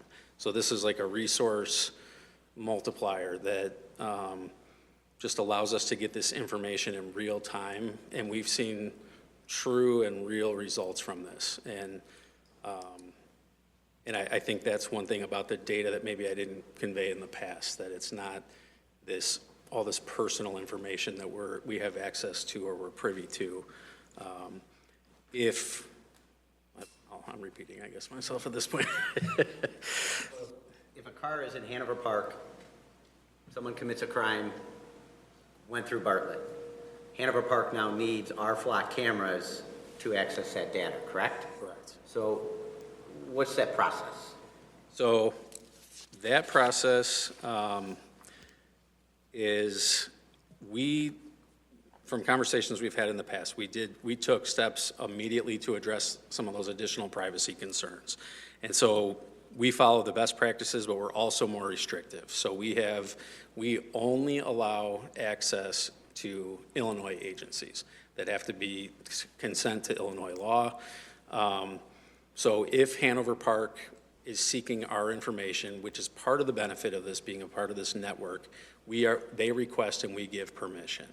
So we do give permission to Illinois agencies upon request. We do not give permission or have not to any out-of-state agencies. 2 a.m. in the morning, Hanover Park needs this information. Who are they calling? We give, if they've requested permission, we grant that, and it's for a period of time. So it's not, initially it was like a 3-month and a 6-month, and for exactly that reason, we got away from that, giving longer periods of permission. However, we also do conduct internal audits. That audit is quarterly. That's to make sure that internally we're using it properly, just like any of our other law enforcement databases. They look very similar, and also externally. Now, would like Hanover Township have access to this information? Okay. So instead of buying 5 more cameras, can't you just check with Hanover Park or check with Streamwood and say, you know, in the areas that we're lacking coverage, can't we just fall back on them and use their cameras? I'm sorry. So we're really trying to focus on the things that are happening inside Bartlett. And the vast majority of crimes are also involve a vehicle. So people coming into town or leaving town. And then strategically throughout the village, we work with our detectives, we work with our supervisors to say, hey, where do we think we're going to have the most benefit to the village, main areas of somebody coming and going. And based on that, that gives us, that's what really helps us to determine the things that are happening inside Bartlett. Have we had some gaps then where you couldn't find something and we were kind of like, oh, this is where? I think we'll play that game forever, just because there are going to be areas where, people can get out. I think this is just being strategic, but yet, reasonable with the amount of overall cameras for the village. I think the larger concern that you had originally a year ago was the security of flock. 5 years ago. What's that? When it first was, two police chiefs back. Was the security of the details of Who had access to them? Who had access? And they have been hacked. They have been hacked. They've been used. I think that you know, it's unfortunate, but I think Flock, I'm assuming, has taken steps to mitigate that. Yeah. I mean, And it is, it's CGIS compliant, it's the federally encrypted to federal standards, so they are doing everything that similar type sensitive law enforcement databases are adhering to. So if the FBI needs our flock cameras, do they have access to these? So federal agencies do not have access. Now, even if they get a subpoena and call flock up and So for our purposes it would be something that, as long as, the real issue is that there were outside agencies or federal agencies using this system for reasons that are not permissible by Illinois law. So that is something that is not even allowable in the system anymore. Flock has taken those steps to automatically prevent those things from happening, and we are responsible for adhering to that, to Illinois law. So we would never, jeopardize that from our own standpoint and the decisions that we have to make in that regard. thank you for explaining that. Thank you. Makes a lot of sense. Thank you. Moving on, we are requesting the addition of 2 patrol shields. This will replace our current shields, which have reached the recommended service level. The shields that we currently have that are going to be replaced will continue to be used, and we'll use those shields for training. We are also, and lastly, requesting the continued purchase of Urban SDK traffic analytics platform out of new capital funding for $25,980. This will replace our outdated traffic counter hardware. This platform does allow us quick validation of resident traffic complaints, monitoring the 85th percentile of speeds, and identification of emerging traffic concerns. It reduces labor and maintenance costs while providing continuous comprehensive traffic data. It is also a shared resource that we have access to, or give access to, with PW and planning and zoning as well. Speaking of equitable sharing, what typically do we bring in every year in equitable sharing? So I know the total amount we currently have right now is 1.1 million. It's hard to say because right now we haven't gotten a DAG in quite some time. It seems like it's slowed down quite a bit.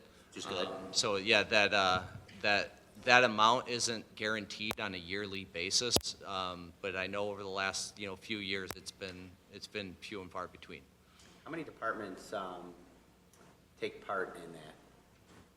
And like a task force, there is a significant amount of departments. I would say the vast majority do join federal task forces, whether it's HSI, DEA, FBI. There are, I would say, the vast majority of the surrounding agencies do. Yeah. And we review that to see if it's... Yes, if it's valuable, if it still needs it, if there's other options that do meet our requirements, we do evaluate that on an annual basis. Should we stagger the purchase of vehicles? Because if we're going to purchase, let's say, 5 vehicles this year, does that mean in 10 years we have to buy 5 more? Where that's a big bite out of the budget, 5 at a time. If we staggered them every other year, then it was almost like... I think that's the purpose of the matrix. Okay, So that doesn't happen. okay. So we're really looking at, our favorite one, Indiana Jones, it's not 2 years, it's miles. All right, gotcha. I think Kevin Wallace and Dr. Kammerer, they actually implemented this rubric. I think we talked about it like 10 years ago, about how to make a whole process for buying squad cars. Right. Who evaluates the car? I think me and Chief, we talked about that briefly, but I just want to explain, or have you explain that? Yeah, we do. We have Sergeant Milos is our director that's in charge of vehicle maintenance, and then they go over, like I said, the check sheet, and a lot of it is based on idling time along with total mileage. That, for the point chart, does the vast majority of the points. But then talking about the offsetting how many vehicles per, the issue with the police department is, unfortunately, we do drive a lot on the roadways, and we do unfortunately have vehicles that get in accidents and crashes. And so every time a vehicle is caused to be replaced early, that vehicle's purchased immediately to replace, and it restarts that time. So the offset time is always changing based on that circumstance.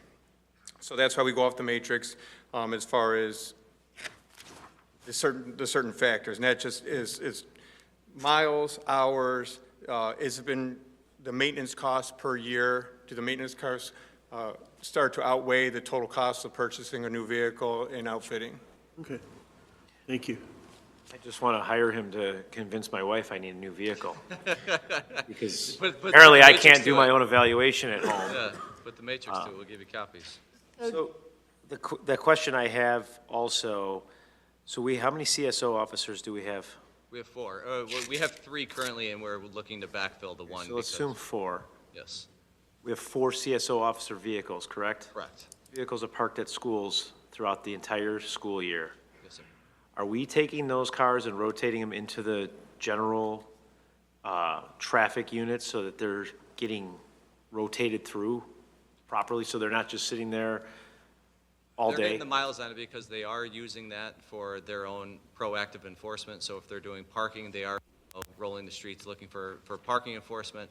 They also help on traffic crashes when officers are needed. So they're not just staying idle in the schools. It might be for those designated times, drop off and pickup. But they are responding for a significant amount of calls for service. So they are getting the miles that they're needed as well.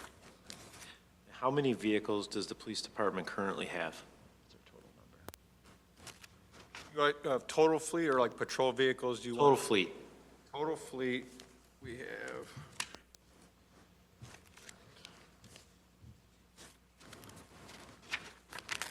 With adding these.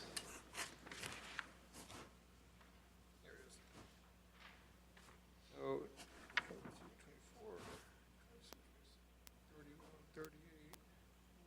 44 vehicles total. 44 vehicles, and Assigned to patrol, and then the other ones would be between evidence and detectives and crime prevention, admin. so 44 vehicles, on average, that's 7 years on average you're getting out of them, if I look at the numbers correctly. You have to assume as a board that we are going to be replacing 3 to 4 vehicles every year. So, that's just the math. It's going to be 3 to 5 vehicles.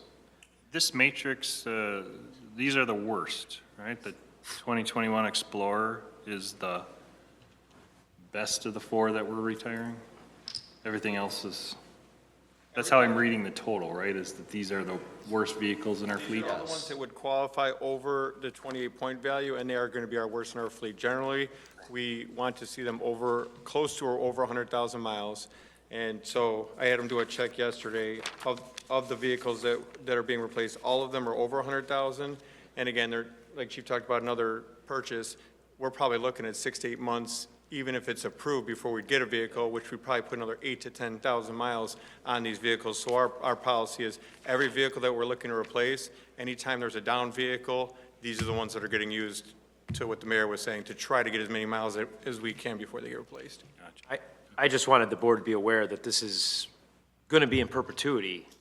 Every year, there's going to be a number of vehicles. So even though we're replacing 5 vehicles, it's only 20% of the fleet at best.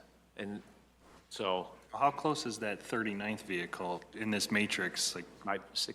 You got the 2021 Explorer is rated at a 44. Is that 39th vehicle like close? Or to President Gunstein's point, 3 are close? It kind of, with what the mayor said, there's an average of 5 years, but some of our detective vehicles may go longer because they don't get the same miles as a patrol vehicle. Yeah. So I will say, we were comfortable with this amount, and so if there was one that was close, we probably would have pushed that forward. For a 6th? Yeah, I don't think Okay. we'd any additional vehicle. Okay. Thinking NASCAR sponsorship, logos on the hood, Starbucks, Coca-Cola. Funded out of the vehicle replacement fund. Remind me what that fund is out of our general fund though, right?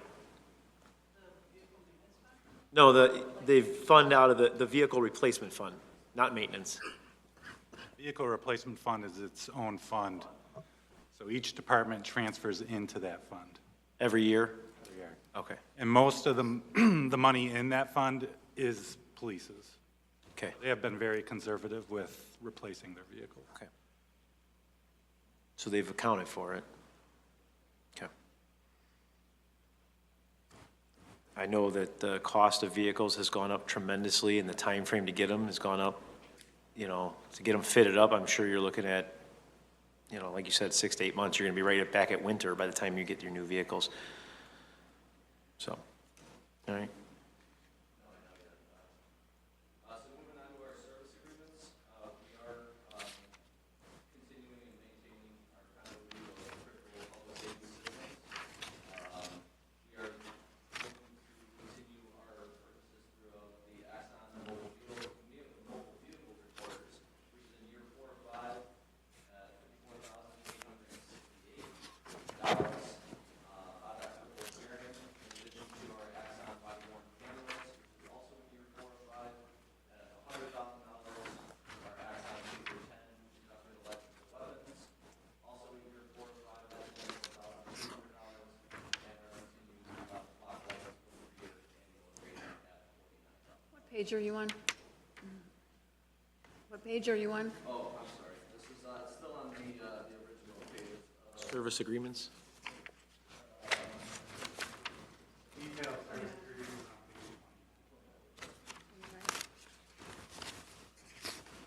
So our total service agreement funding out of equitable sharing funds is $227,000.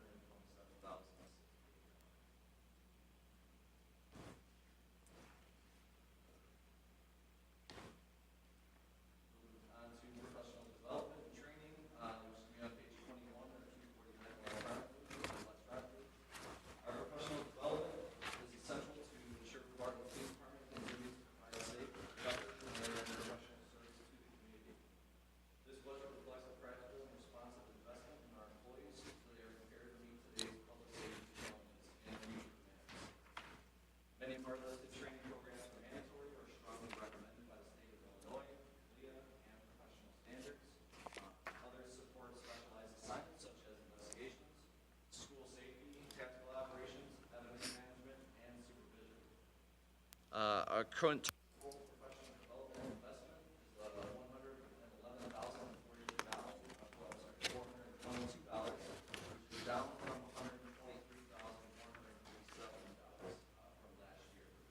We believe this supports training of all our sworn and civilian employees and reflects a balanced and well-managed approach to workforce development. Under professional association memberships, page 24 and 252 electronically, we are not adjusting this budget line. All professional association budget totals $34,410. All memberships are existing and are reviewed annually to confirm continued value and align with the department's mission. And finally, moving on to personnel requests, page 17 and 245. To what? We are requesting Sorry, to what? 245. Thank you. We are requesting to increase authorized sworn strength from 63 to 64 officers. The assignment of full-time school resource officers, while essential to school and community safety, has effectively reduced available patrol staffing by 1 officer. Although approximately 80% of the SRO salary is reimbursed by the school district employee status. Making this program highly cost-effective, the reassignment has placed additional strain on patrol staffing and shift coverage. Staffing and overtime data clearly demonstrates the impact of patrol staffing levels and efficiency and costs. 2024, the department reported 4,226 hours of hire-back overtime for shift coverage at a cost of $121,000, averaging over $10,000 per month. Year-to-date in 2025, hire-back overtime increased to 9,306 hours, costing the village $193,000, reflecting the strain created by reduced availability and staffing gaps. Our department currently operates 4 patrol teams, and in September, a minimum staffing was increased from 4 to 5 officers to improve response times and enhance officer safety. The results of that change were immediate and measurable. From January through August, prior to the staffing adjustment, hire-back overtime averaged $22,935 per month. Since the increase in minimum staffing, our hire-back overtime has dropped to an average of $4,957 per month. Additional analysis confirms relationship between staffing levels and overtime usage. Patrol teams staffed with 7 officers averaged under 8 overtime shifts per team per month, while teams that were staffed with 8 officers averaged just under 3 overtime shifts. The increased authorized strength to 64 officers would allow each patrol team to be staffed with 9 officers, further reducing overtime, improving scheduling stability, and enhancing professional development and officer wellness. Maintaining adequate staffing also provides clear expectations for paid time off, reduces burnout, and supports professional development. These factors directly impact retention, morale, and service consistency. The department continues to manage the lengthy hiring and training pipeline required to bring new officers fully online. Currently, we have 1 who is in the field training program and is scheduled to be released to solo patrol in May of this year. In addition, 3 recruits are attending the Suburban Law Academy and are scheduled to graduate on April 24th. Upon graduation, they will begin the department's 22-week field training program before being released to solo patrol. When the academy training, field training, and onboarding requirements are combined, the process of hiring a fully deploying a new officer typically takes close to 1 year. From a benchmarking perspective, the Village of Bartlett currently maintains 1.49 officers per 1,000 residents. Authorizing 1 additional sworn officer would increase this ratio to 1.51 officers per 1,000 residents, aligning Bartlett with national and Midwest averages for communities of similar size. I do believe this request is data-driven, fiscally responsible, and operationally necessary. Increasing authorized by just 1 officer will reduce our hired overtime cost by approximately $114,000. So I have a question on the police officer that's funded at 80% by U46. 3 of them, correct. So is that salary or is that the entire package? That's salary.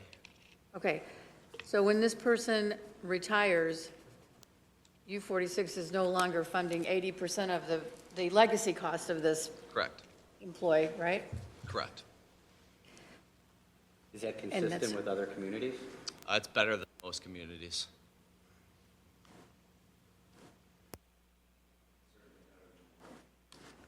I think that was part of some of the questions that It some of was the other. half where I came from. And that was just salary, not... Correct. I have a question regarding the overtime. Was Yes. the overtime mandatory? Is the overtime Was the mandatory? overtime that was being worked mandatory? Shift, Okay. we have shift minimums. Did it Yes. cause animosity because they were required to come back when they were off? Animosity, officer safety, never requiring officers to work 16 hours as opposed to their maximum 12-hour shift. We can't find a replacement. Okay. So this, in addition to the numbers and the matrix that's here, improves their health and welfare, Yes. their morale, Absolutely, and so on down the line. 100%. Okay.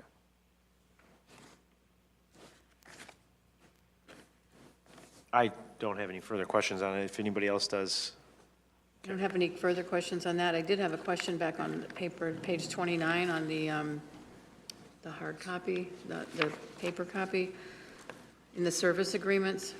Okay. What is Celebrate? Celebrate is that cellular telephone software that we're talking about with the key. So in order to extract data from cell phones, that Celebrate application is the one that's utilized to extract that data. So what is Gray Key then? I mean, Yeah, if this yeah. is the software that combination does it, I of mean, both? what is Gray Key an actual device or something? I mean, I can add to that a little bit as well. So Celebrate, when we use Gray Key to extract all the information. just a technology. Correct. Okay. And then, like a software program, we get that data.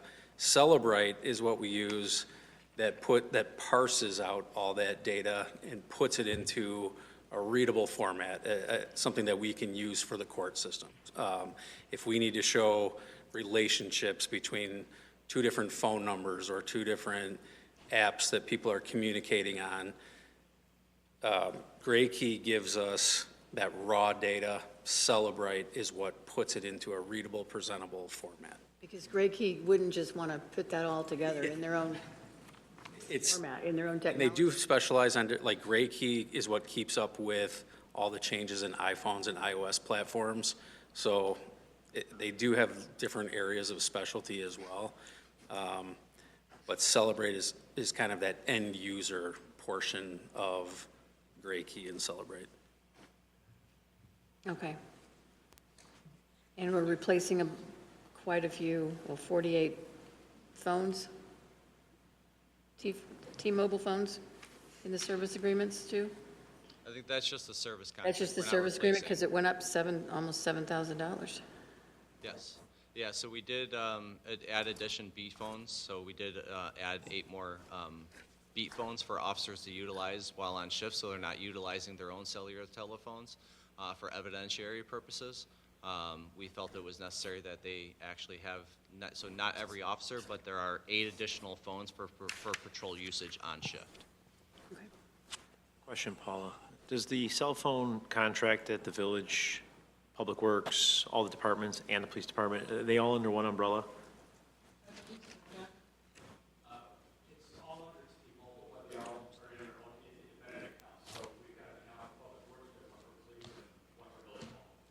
Is there a savings to incorporate that as the Village of Bartlett T-Mobile account and have it all under one account?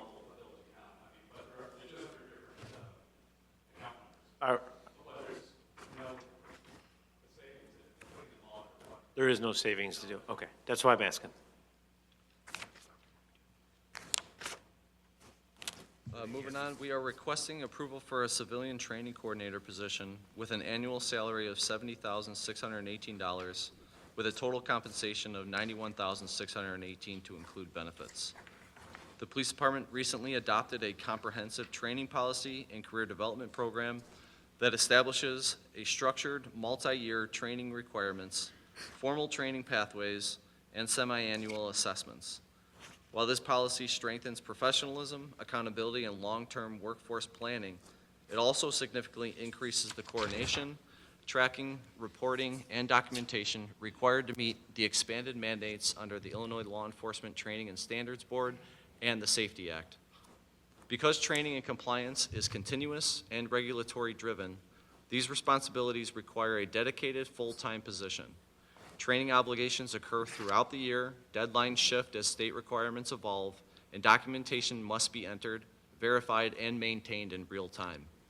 A fragmented or outsourced structure would create delays in monitoring mandates, increase the risk and missed deadlines, and it would expose our department and village to unnecessary compliance and liability risks. The civilian training coordinator will serve as a centralized administrator for all department training functions. Its core responsibilities include developing and maintaining the annual training calendar, coordinating in-service mandated, specialty, and external training, registering personnel for required courses, tracking attendance and completion, and ensuring all training records are accurately entered into the state and departmental systems. The position will also monitor legislative and regulatory updates and ensure the department remains compliant with required timelines and documentation standards. The training coordinator will also assist in developing internal training curriculum and submitting courses for a Let's Be certification, allowing the department to deliver more mandated and specialty training in-house. This will expand certified internal training to reduce the need to send officers to external training courses, which will help offset travel, lodging, and registration costs while ensuring the department continues to meet state-mandated training. Statutorily, the department must coordinate annual in-service training, including firearms qualifications, use of force instruction, legal updates, crisis intervention, emergency vehicle operations, specialty assignments, promotional readiness courses, and external academy training. These functions require coordination with instructors, patrol staffing levels, overtime considerations, facilities, and external vendors. These demands occur simultaneously across divisions and throughout the year. A regional survey of comparable positions was conducted, which demonstrates the requested compensation is consistent with market rates for similar training administration roles within the suburban law enforcement agencies. Our positions reviewed include communities such as Lombard, Carroll Stream, Downers Grove, Addison, Naperville, West Dundee, Oswego, Libertyville, Schaumburg, Vernon Hills, and Wheeling. The survey showed an average minimum salary of $66,460 and an average maximum salary of $93,099. Several comparable roles have maximum salary ranges exceeding $100,000, including Lombard at $121,000, Carroll Stream at $103,000, and Downers Grove and Addison at just over $101,000. The requested total compensation of $91,618 falls within the competitive regional range for similar civilian training administration positions. This survey also highlighted variations in how agencies manage training administration. For example, Carpentersville utilizes a part-time police training coordinator position at approximately $64,912, while West Chicago outsources training coordination at an annual cost of approximately $104,000. These comparisons further demonstrate that establishing a dedicated in-house civilian coordinator provides both operational continuity and fiscal efficiency relative to outsourcing or fragmented staffing models. Currently, our training coordination responsibilities are fragmented among a sergeant, commander, and deputy chief, along with various sworn personnel, instructors. This is in addition to their primary operational duties. This decentralized approach creates scheduling conflicts, documentation inconsistencies, reactive planning, and administrative strain on sworn personnel whose primary focus should remain on patrol, supervision, or investigations. By centralizing training administration under a civilian professional, this would ensure systematic oversight, consistent documentation, and continuity regardless of staffing fluctuations. Beyond compliance, this position plays a critical role in intentional workforce development. The new training policy is designed to develop personnel through defined career tracks and specialty assignments rather than reacting to short-term staffing needs. The training coordinator will track individual employee training histories, specialty qualifications, and career development milestones. They will coordinate training aligned with promotional readiness and assist our command staff with succession planning and long-term workforce forecasting.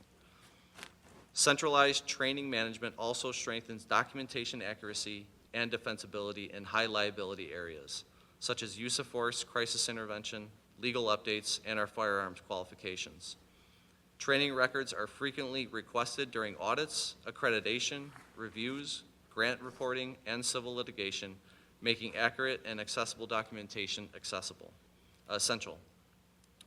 IRMA has consistently emphasized the importance of structured training oversight, proper instructor supervision, documented safety procedures, and the use of appropriate equipment to reduce preventable injuries during training.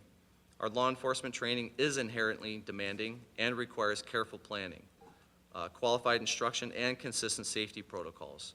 Establishing a dedicated training coordinator supports risk management principles by ensuring that training programs are properly scheduled with instructor certifications remaining current, along with safety briefings and procedures that are consistently documented, as well as appropriate training equipment and proactive gear to make sure they are maintained and utilized. By centralizing these responsibilities, this will improve accountability and oversight of training environments, ensuring that instruction follows best practices and that safety precautions are implemented across all training activities. This position is supported by IRMA's recommended risk management strategies while promoting a safer and more structured training environment. We believe this position does support the village's strategic priorities by strengthening workforce capacity, improving organizational resilience, and ensuring reliable service delivery as the community continues to grow. A civilian training coordinator ensures compliance is continuous, our workforce development is intentional, and documentation is defensible, and operational readiness is sustained. Given the year-round regulatory requirements, our scheduling demands, and documentation standards, we recommend that a full-time equivalent position with a total annual compensation of $91,618. There's a lot there.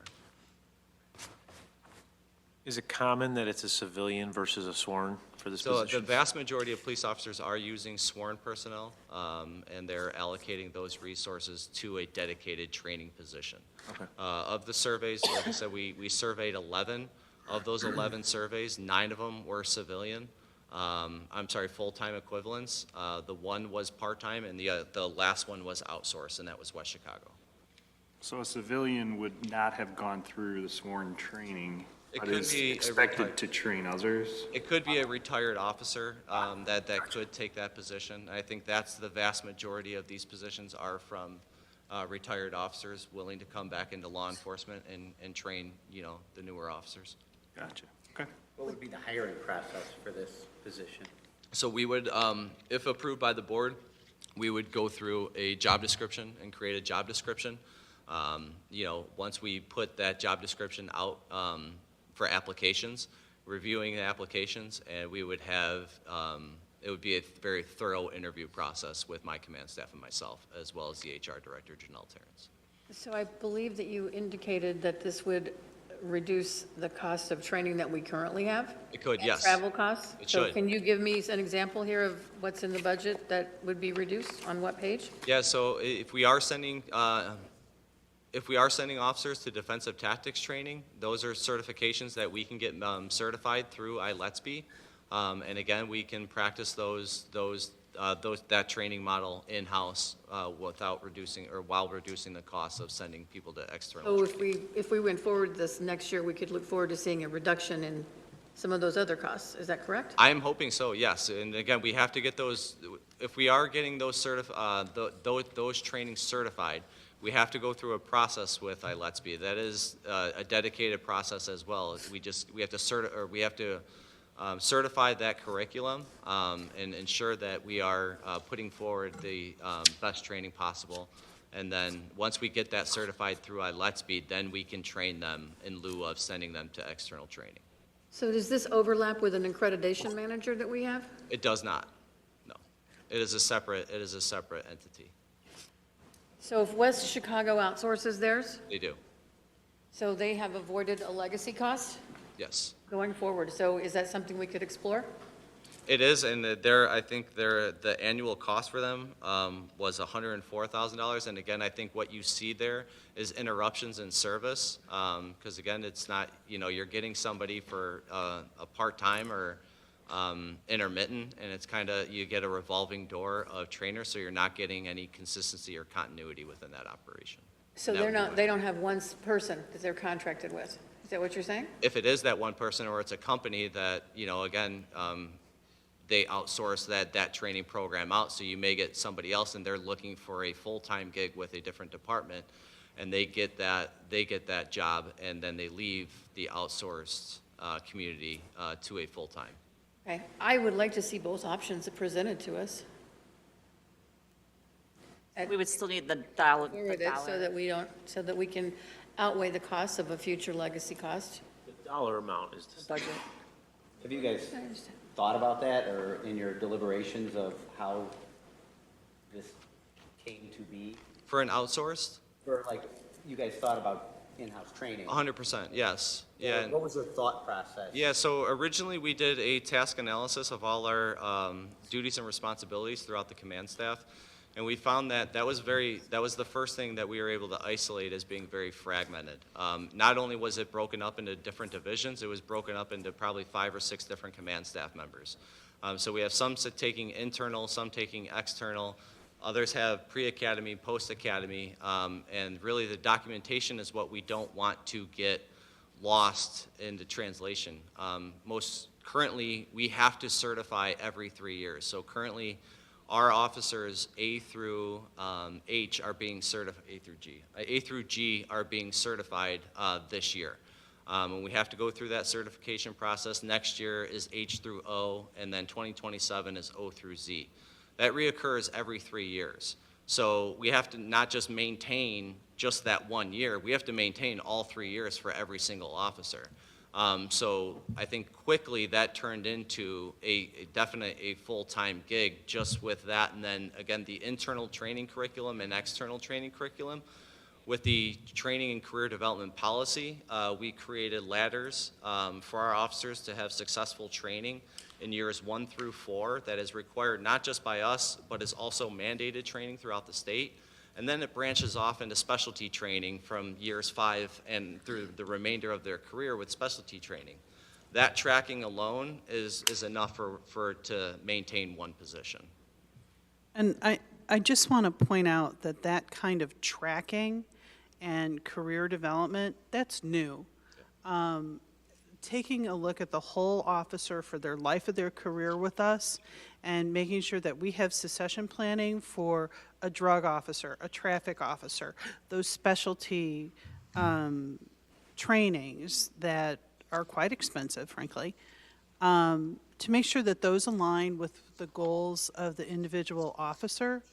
Janelle and these folks here spent a lot of time talking to all of our staff, asking them, you know, what are your career educational goals? What are your interests here?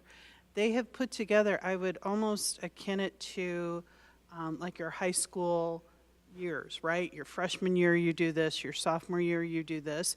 That is a real development, and it's significant, and it's thoughtful, and I think it's going to be a huge recruitment tool for us. And it's something that I've been hoping this department would do, and the chief has been able to figure it out, and it's a huge, huge task.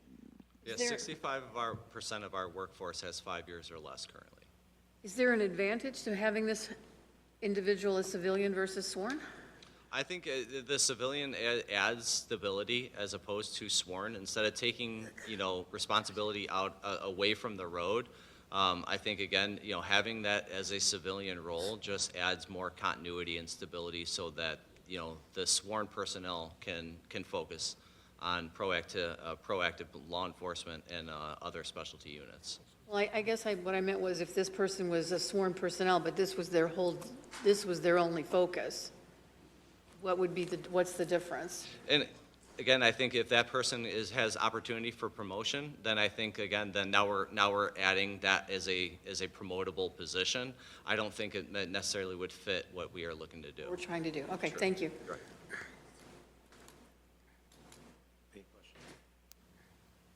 I think it's a good position to have, and I think training in every workplace has been a hot topic. I do training in workplaces, so I can say that it's, you know, it's something that I think helps with ongoing. Will this person also deliver the training and then maybe like identify like gaps with people? Correct. So as we're doing our annual reports, it's identifying gaps, and if it's use of force training, then we'll enhance our use of force training. I do see this position as doing the training with them, making sure we have the proper safety protocols, equipment that are there to manage that training, as well as administering it. We do have a core cadre of trainers and great trainers with our officers, but I want this person to lead that cadre of trainers. I think it's worth noting, when we hired Chief Conway, one of the biggest things we had all discussed was implementation of standards of training across the board to make sure that we have the highest and best across the board, to make this a very sought-after department to work for, so we can have the best of the best, like we do. So, and as you continue to grow the department or people retire, you're going to have continually, you're going to be training, because these officers are 21 years old. Some of them are they even 21?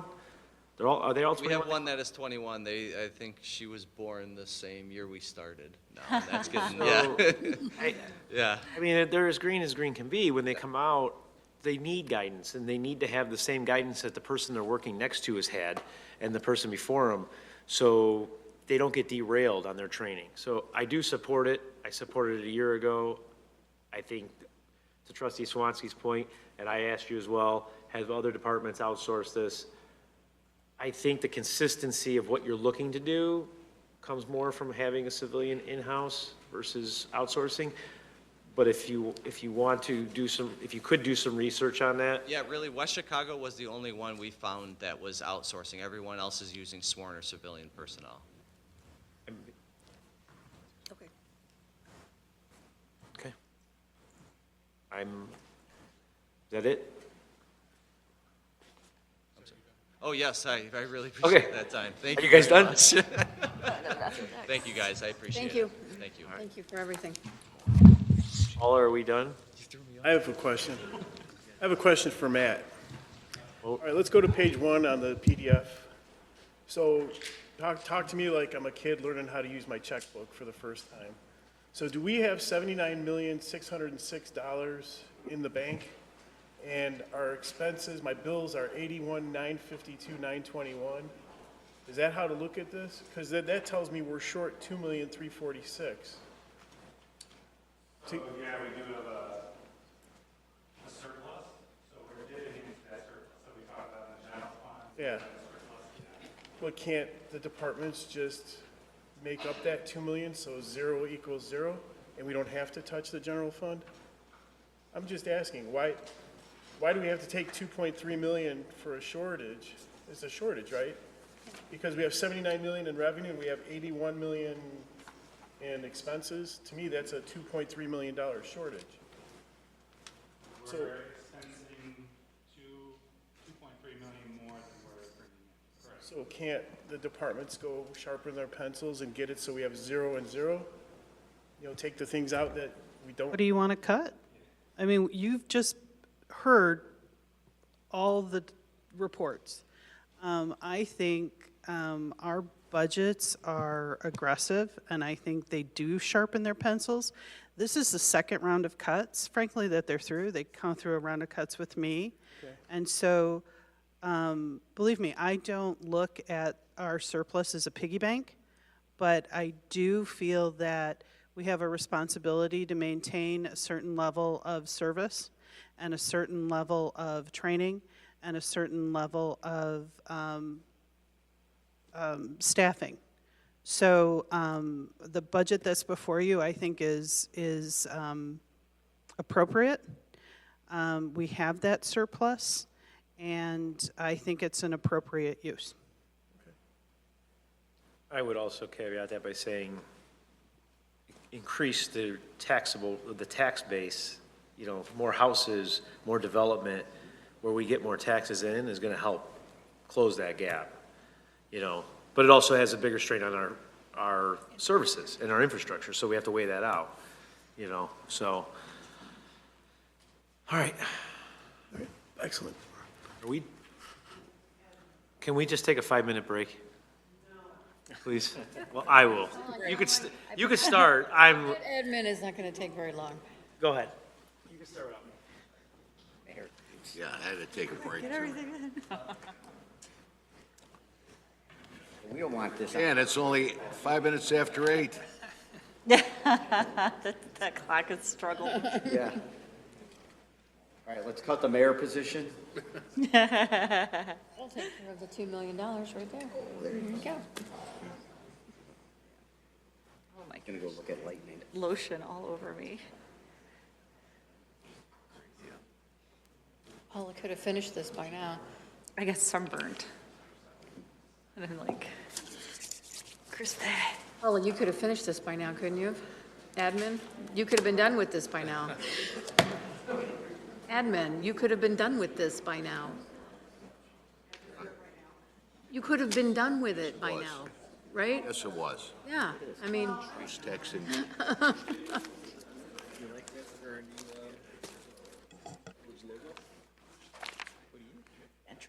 Instead of the gazebo? No. I'm talking about our. Sorry, this one. It's the gazebo. We're gonna change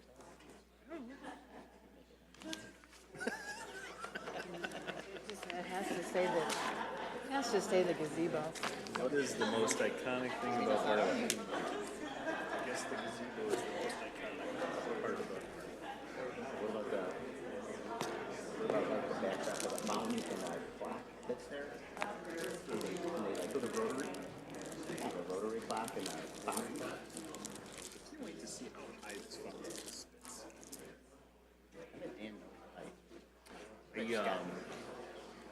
My teenagers were over the other day and they were trying to figure out where they're gonna take the junior class of South Elgin picture. I said, what about my new Bartlett Park? We're gonna name it after you. And they said, I don't think you're gonna be able to fit, lost me back, 700. Yeah, Blatterman's okay. You're gonna be able to fit 700 juniors. All right. What are we missing? All right. Let's go. All right, we're ready to go. Where are we going, to Scott? Mine is only slightly longer than Ryan's, so. Perfect. Out of here pretty quickly. I'll take you through the key initiatives and the priorities for this year and next year, and then we'll dive into the line items. Feel free to stop me at any time. Overall, the department will see a 5% decrease in expenditures. Some of this is due to a reduction of the BETA program grant, as well as some expenses being shifted to the TIF fund as they are eligible. Really one of the key initiatives really started today. It was one of the more exciting meetings we've had, and that was with Housel Levine to discuss the next steps of the TIF planning and how that would play out. And you're going to see that come before you in the near future, in the next couple months, and your input will really be the launching point of this community planning effort. And as a part of that, we're also going to merge in our consultant A5 to work with Housel Levine. They've worked on several projects together, so that synergy will be there. Another key part of the TIF rollout is overseeing the construction of our TIF landing page, as well as the enhancement of the TIF database.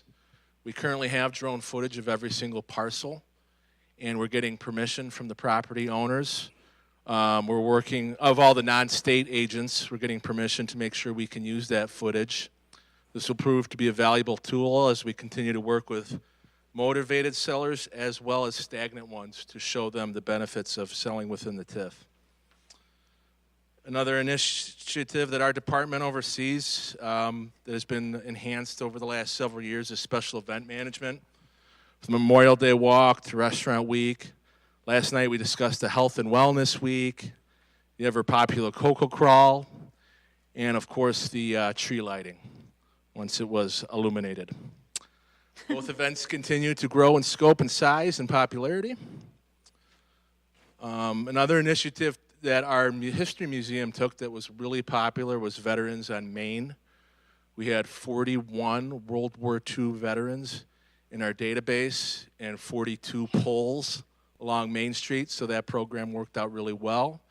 And one of the outgrowths from that program is we've created an easily fillable form for our residents to fill out so we can continue to bring in that database of those men and women who have served us.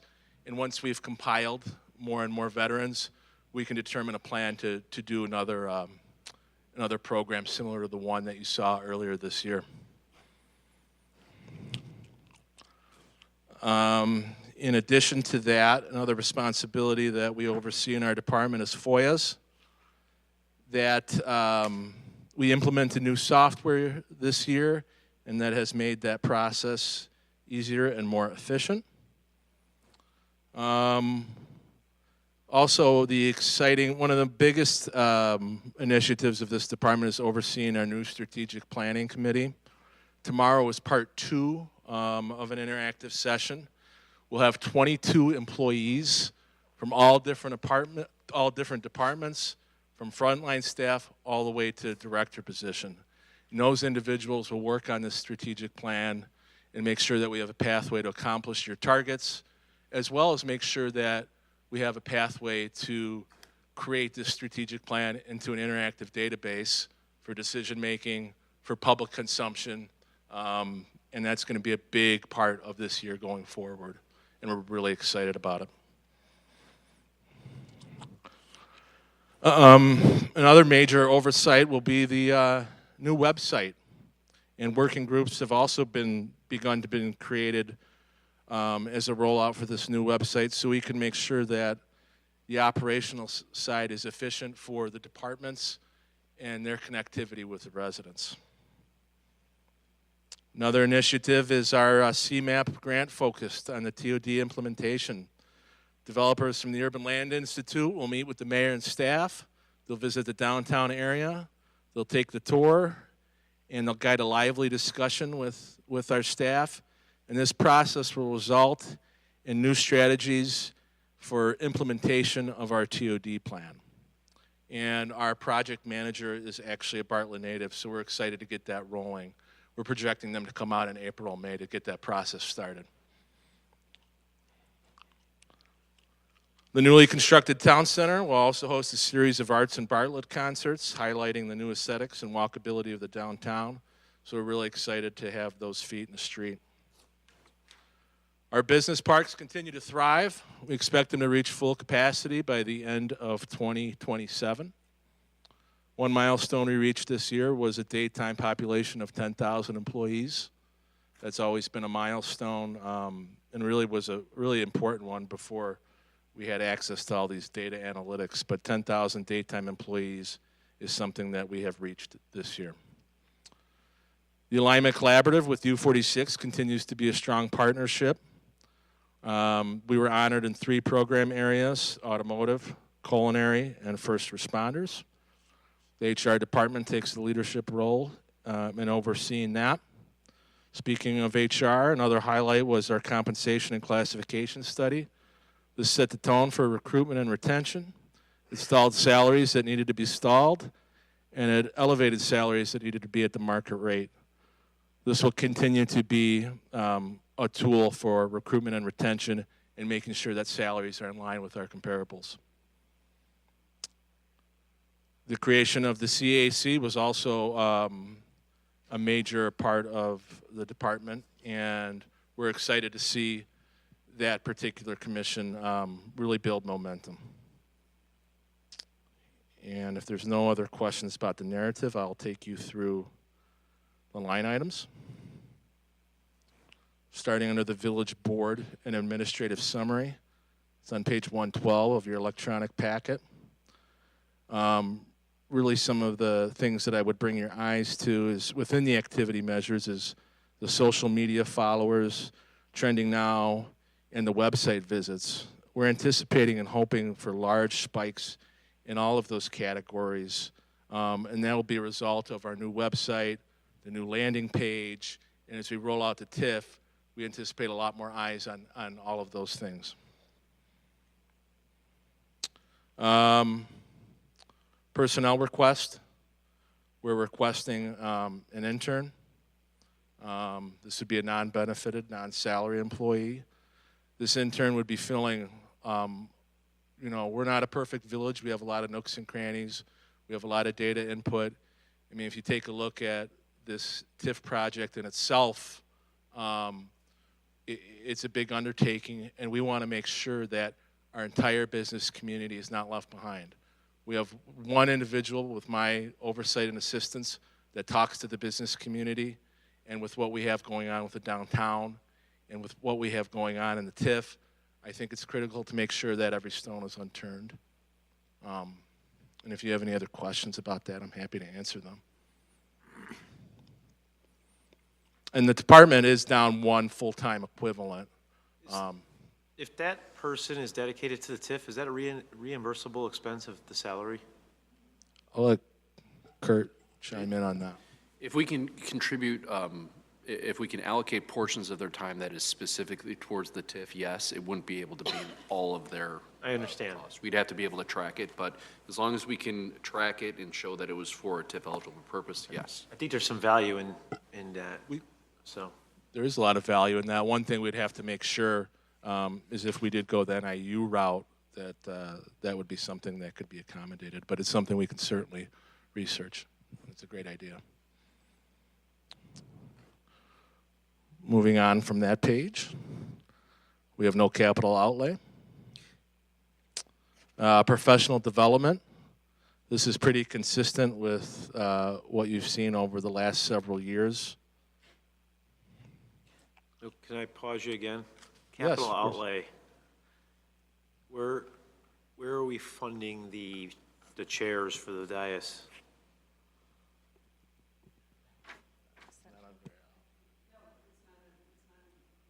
It's not in the admin's budget. Oh, It's in building. okay. All right. Thank you. Moving on to conferences on page 115 in your packet. Those are consistent with what we've had in the previous years. And there are no changes to any of those. The professional association detail. The only changes that have been made to these line items are the addition of 2 of our new employees.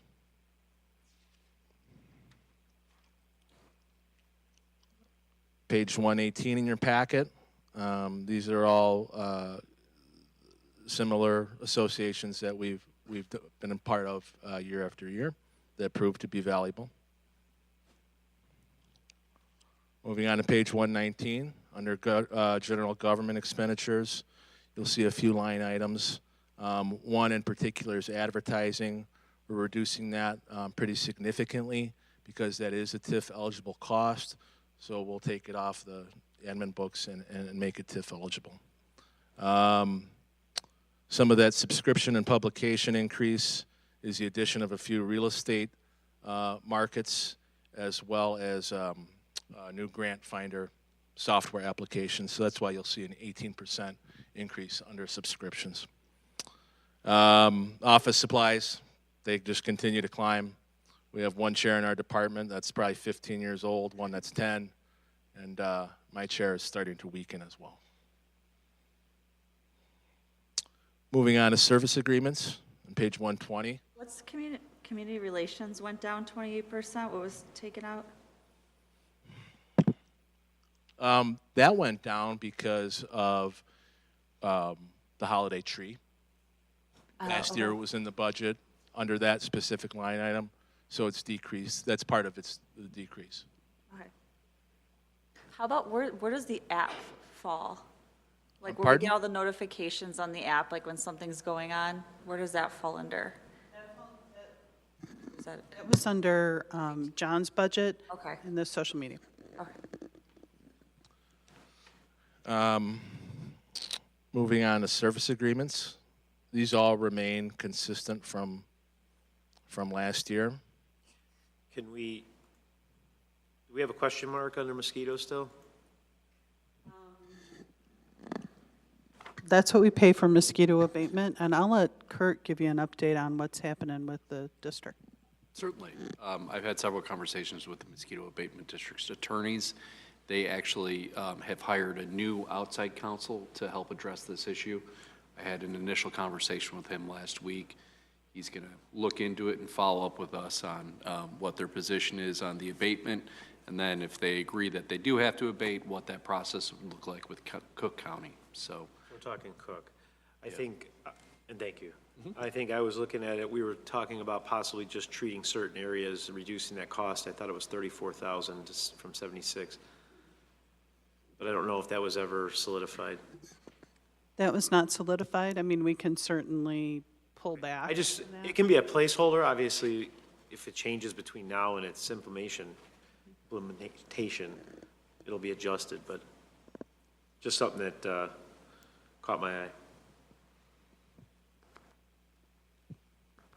And that's it. Unless you have any questions, we'd be happy to answer them.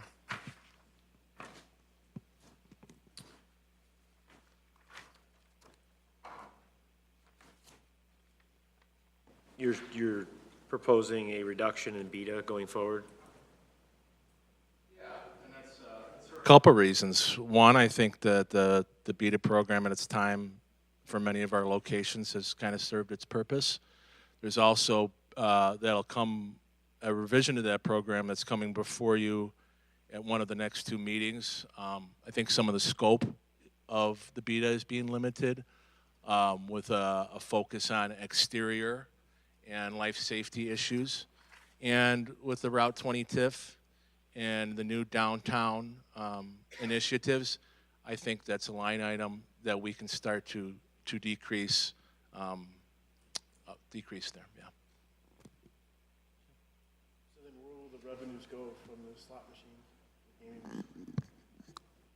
They're going to stay where they always are, in the general fund. I mean, that's where we take that out. you know, one pocket, Joe. I mean, if you decide you want to earmark gaming money to sidewalks or to whatever, you can certainly do that. I mean, the money doesn't disappear. It's or get used for some. So if we deleted the beta program, the earmark for the word beta would just go to zero, and that money would sit in the general unless we wanted to reallocate it. So it's always there. We just wouldn't fund Okay. that. Got it.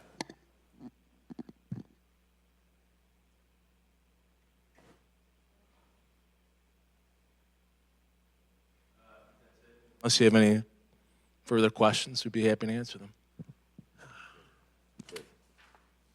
Anybody have any questions for staff? All right. Well.